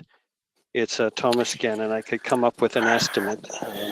Okay. I just need a few minutes to do that, though. I have experience in filling airtime, and I'll let somebody get some work done, so I can do that for you, Thomas. I guess my main concern is that now we're going to create 2 tiers of user groups, and unfortunately even potentially 3, because if I have a user group in Blenheim that hasn't been impacted by or significantly impacted, I'm not 100% sure what that means either, and I go to the Wheatley Arena, I am paying a certain rate. And then if I am a Wheatley organization, I'm paying a different rate, and I could even be paying that different rate in Blenheim or Chatham, which gets really convoluted. And then, to be honest, what ends up happening is everybody gets upset again. So I think there's a lot of good intentions in the motion. I really do, actually, a lot of passion from Councillor Sakachi for our arena users and our local sports teams. I really admire that about him. We're pushing this onto residents, and we're pushing this onto the tax base when, as Councillor Harrigan pointed out, I'm not sure how productive another reduction would be. Now, it's not her exact terminology, and I appreciate it probably doesn't fit with this particular circumstance. Very comfortable with the second one. I think that's the right thing to do. Without a doubt, COVID has thrown everything into a tailspin, and we wouldn't get any usable information at this point in time anyway on this season. So I think that's a good move. I just worry about those unintended consequences in number one. And I very much have experience. You think you're doing a good thing, and then down the line, it comes back to bite you. And I think this one would come back to bite us, unfortunately. Thomas, is that enough time? Yeah. Thank you, Councillor Thompson. So looking at our entire revenue for this period in the comparison of 2019 to 2020, the impact, worst case, would be about $180,000. But here's the situation which I don't know, is that how many teams and hours would actually be affected. And that I'd have to go back and look at that. I don't know if my colleague Jeff Bray is on the line that can give us a percentage of the hours that would have this condition where they have members of their team, both from CK and also say Windsor Essex. I don't have those hours for that specific user. That's the challenge. I can tell you worst case would be around $180,000, and that's if everybody were to take a 20% reduction in our revenue. If that would, but that's not the case. So I just don't have that data. And is Mr. Bray on the line by chance? Would you have that information? Hi, Jeff Bray here. Hi, Thomas. I don't have those numbers either. Just roughly, we have about 10 groups that would straddle the border, but I do not know. We'd have to talk to the groups individually to see what percentage of their rosters actually are in the Windsor Essex region.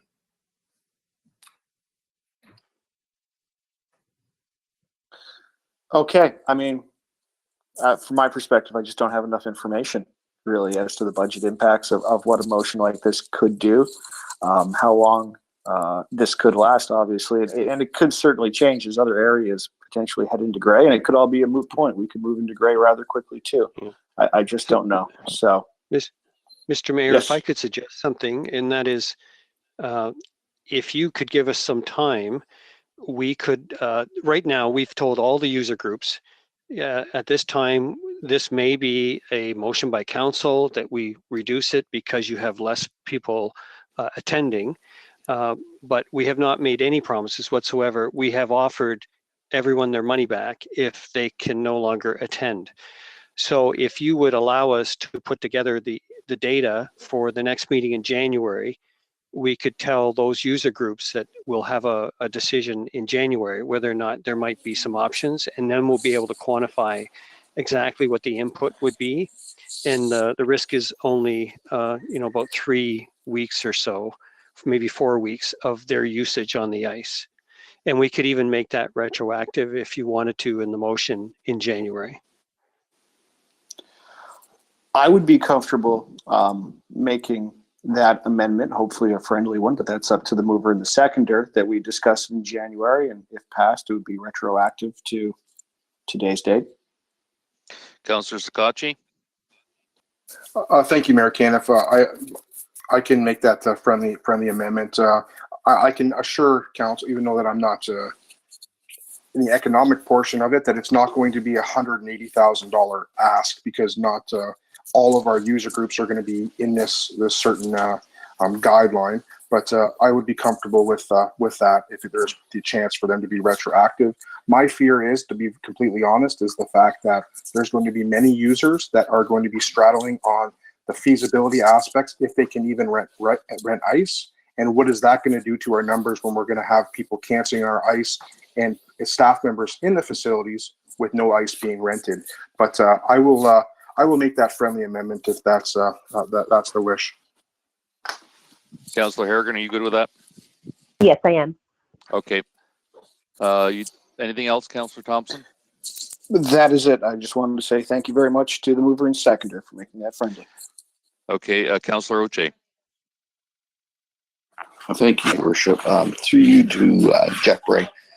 Jeff, could you tell me how many hours we just lost with Wheatley figure skating and the Wheatley Sharks not being able to play now because they can't have skate, because of the gray zone. Jeff Bray, through the mayor. My apologies, Councillor. I don't have that information in front of me right now. I can get it to you tomorrow. Do you know of any other ice time that we're going to lose, at least in Ward 1, Wheatley, Tilbury? To my knowledge, that's it. Those are the two groups that have reached out to me right now. I believe the Tilbury figure skating group is maintaining their program. And yes, and we had a meeting today with the Kent Minor Hockey, who has hours in both Wheatley and Tilbury. And at this time, they haven't indicated any reduction.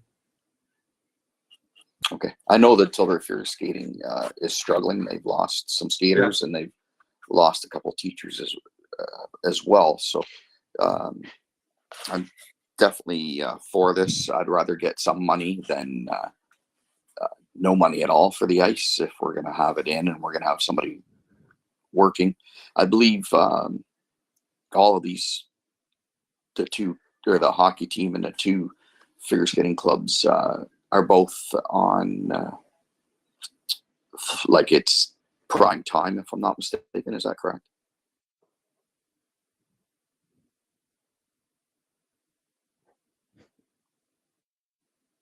Sorry, Mr. Mayor, it's Thomas Kelly. So we'll have to get the data, Councillor Oche, and we can respond back. I also wanted to note that we'll do the analysis not just based on Windsor Essex. We'll also look at it potentially to the east as well and look at the risks there, because certainly if this goes forward and the eastern area turns gray, that would be a requirement. So we'll give council in the January meeting, we'll give you an analysis of the potential risks, not only to the west, but also to the east.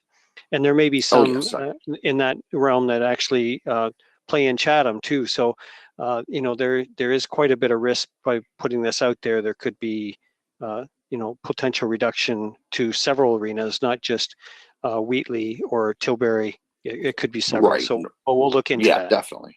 Yeah. Thank you. Yep, I understand. Probably along all our borders, we could lose some players and skaters. So thank you very much. Go to Madam Clerk, just to discuss, I guess, the next steps on this. Thank you, Mr. Mayor. So my understanding is that we waived notice, but my understanding now through a friendly amendment, Councillor Sakachi, is that we will now just put this motion on our January 18th agenda. Thomas may have some information to add to this motion for all of council to help with their decision, and we'll move forward from there. So is that what the friendly amendment was, Councillor Sakachi? That's a fair assumption, Madam Clerk. Thank you. Great, thank you. Okay, closed session reports, Councillor Harrigan. Thank you, Mayor Caniff. All right, closed session report for Monday, December 7th, 2020. Council directed administration on a personal matter about identifiable individuals, including municipal or local board employees, with regard to Chatham-Kent Board of Health appointment, Section 239-2B, Municipal Act 2001, and advice that is subject to solicitor-client privilege, including communications necessary for that purpose with regard to Erie Shore Drive, Section 2392-F, Municipal Act 2001. Council postponed the following item to the December 14th, 2020 meeting. Proposed acquisition of land by the municipality or local board with regard to 100 King Street West, Chatham, Section 2392-C, Municipal Act 2001. Closed session report for Monday, December 14th, 2020. Council directed administration on the proposed acquisition of land by the municipality or local board with regard to 100 King Street West, Chatham, Section 239-2C, Municipal Act 2001, and labor relations or employee negotiations with regard to negotiation authority for ONA, Riverview Gardens, ONA, Public Health, CKPFFA, QP 12.1, 12.2, 12.3, and non-union, Section 2392D, Municipal Act 2001. Council postpone the following items to a future meeting. Advice that is subject to solicitor-client privilege, including communications necessary for that purpose with regard to cannabis enforcement, Section 2392F, Municipal Act 2001, and litigation or potential litigation and advice that is subject to solicitor-client privilege, including communications necessary for that purpose with regards to claims and insurance, Section 2392E and F, Municipal Act 2001. And so Councillor then, Kirk. oh, sorry. Do I move to adjourn first, or do we motion Nope. to accept that first? Well, I'm just going to ask Councillor Kirkwood White to second that. Be happy to do that. Thank you, sir. Anyone opposed? Hearing nothing, the motion carries. Non-agenda business.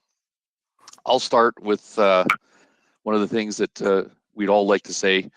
Regrettably, a well-known face at the Chatham-Kent Council meetings over the years has passed away on December 9th, 2020. John Tomachek, who spent many of his Monday nights over the years videoing the council meetings and other municipal events. This is something he enjoyed to do on his own leisure, and many of us enjoyed having conversations with him before the meetings would start. Not only will he be missed by his wife, Sandra, and two sons, John and Derek, but by all of us here at the municipality of Chatham-Kent. I know when I started here 6 years ago, he was one of the first people I met in council chambers, and he was quick to come up with a chat. And the next week, I had to put 3 pictures, and everybody, all the new councillors had pictures and stuff. So we will all miss him. Any joke, Councillor Foss? Thank you, Your Worship. First of all, I'd like to recognize and congratulate the Dresden Terry Fox Committee. Their numbers came in just recently, and they raised over $44,000 this year in their campaign, which is a huge increase compared to other years. Even though COVID-19 has struck us, the people of Dresden and area have still continued to be very generous, so I congratulate them on that. The second item is the House of Commons Culture and Heritage Petition, it's calling the Government of Canada to select Terry Fox as a finalist for the Next Generation Canadian, honored and featured on the back of the newly proposed $5 banknote. Terry has been an inspiration to all Canadians and very worthy of that recognition. I will see if I can get the petition put on the Chatham-Kent website so that all Chatham-Kent citizens and others can sign the petition to see if that can become a reality. Thank you. Okay, we'll move to first and second reading. Councillor Solomon and Councillor B. McGregor, can I get you to put this on the floor?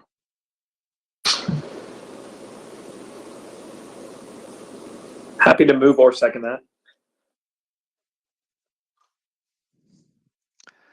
Okay, Councillor McGrail, can you go in Councillor Solomon's spot? I sure can. Okay, anyone opposed? Hearing none, motion carried. Reading of the third and final, Councillor Foss and Councillor Pinsino. So move. So seconded. Anyone opposed? Motion carried. Over to you, Councillor Harrigan. Thank you. I move that the Chatham-Kent Council adjourn to its next meeting to be held on Monday, January 18th, 2021, and that Chatham-Kent Council authorize itself to meet in closed session on that day to discuss any matters permitted by the Municipal Act. Councillor Crew, can you second that for me?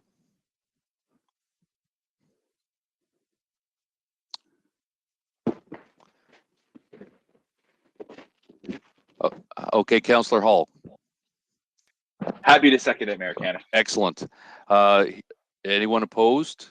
Before everyone goes, I just wanted to thank everyone for the wonderful year we've had, subject to COVID, that little thing called COVID. I want to wish everyone a Merry Christmas, staff, council, and everyone listening. and have a fantastic Christmas and New Year. Thanks, everyone.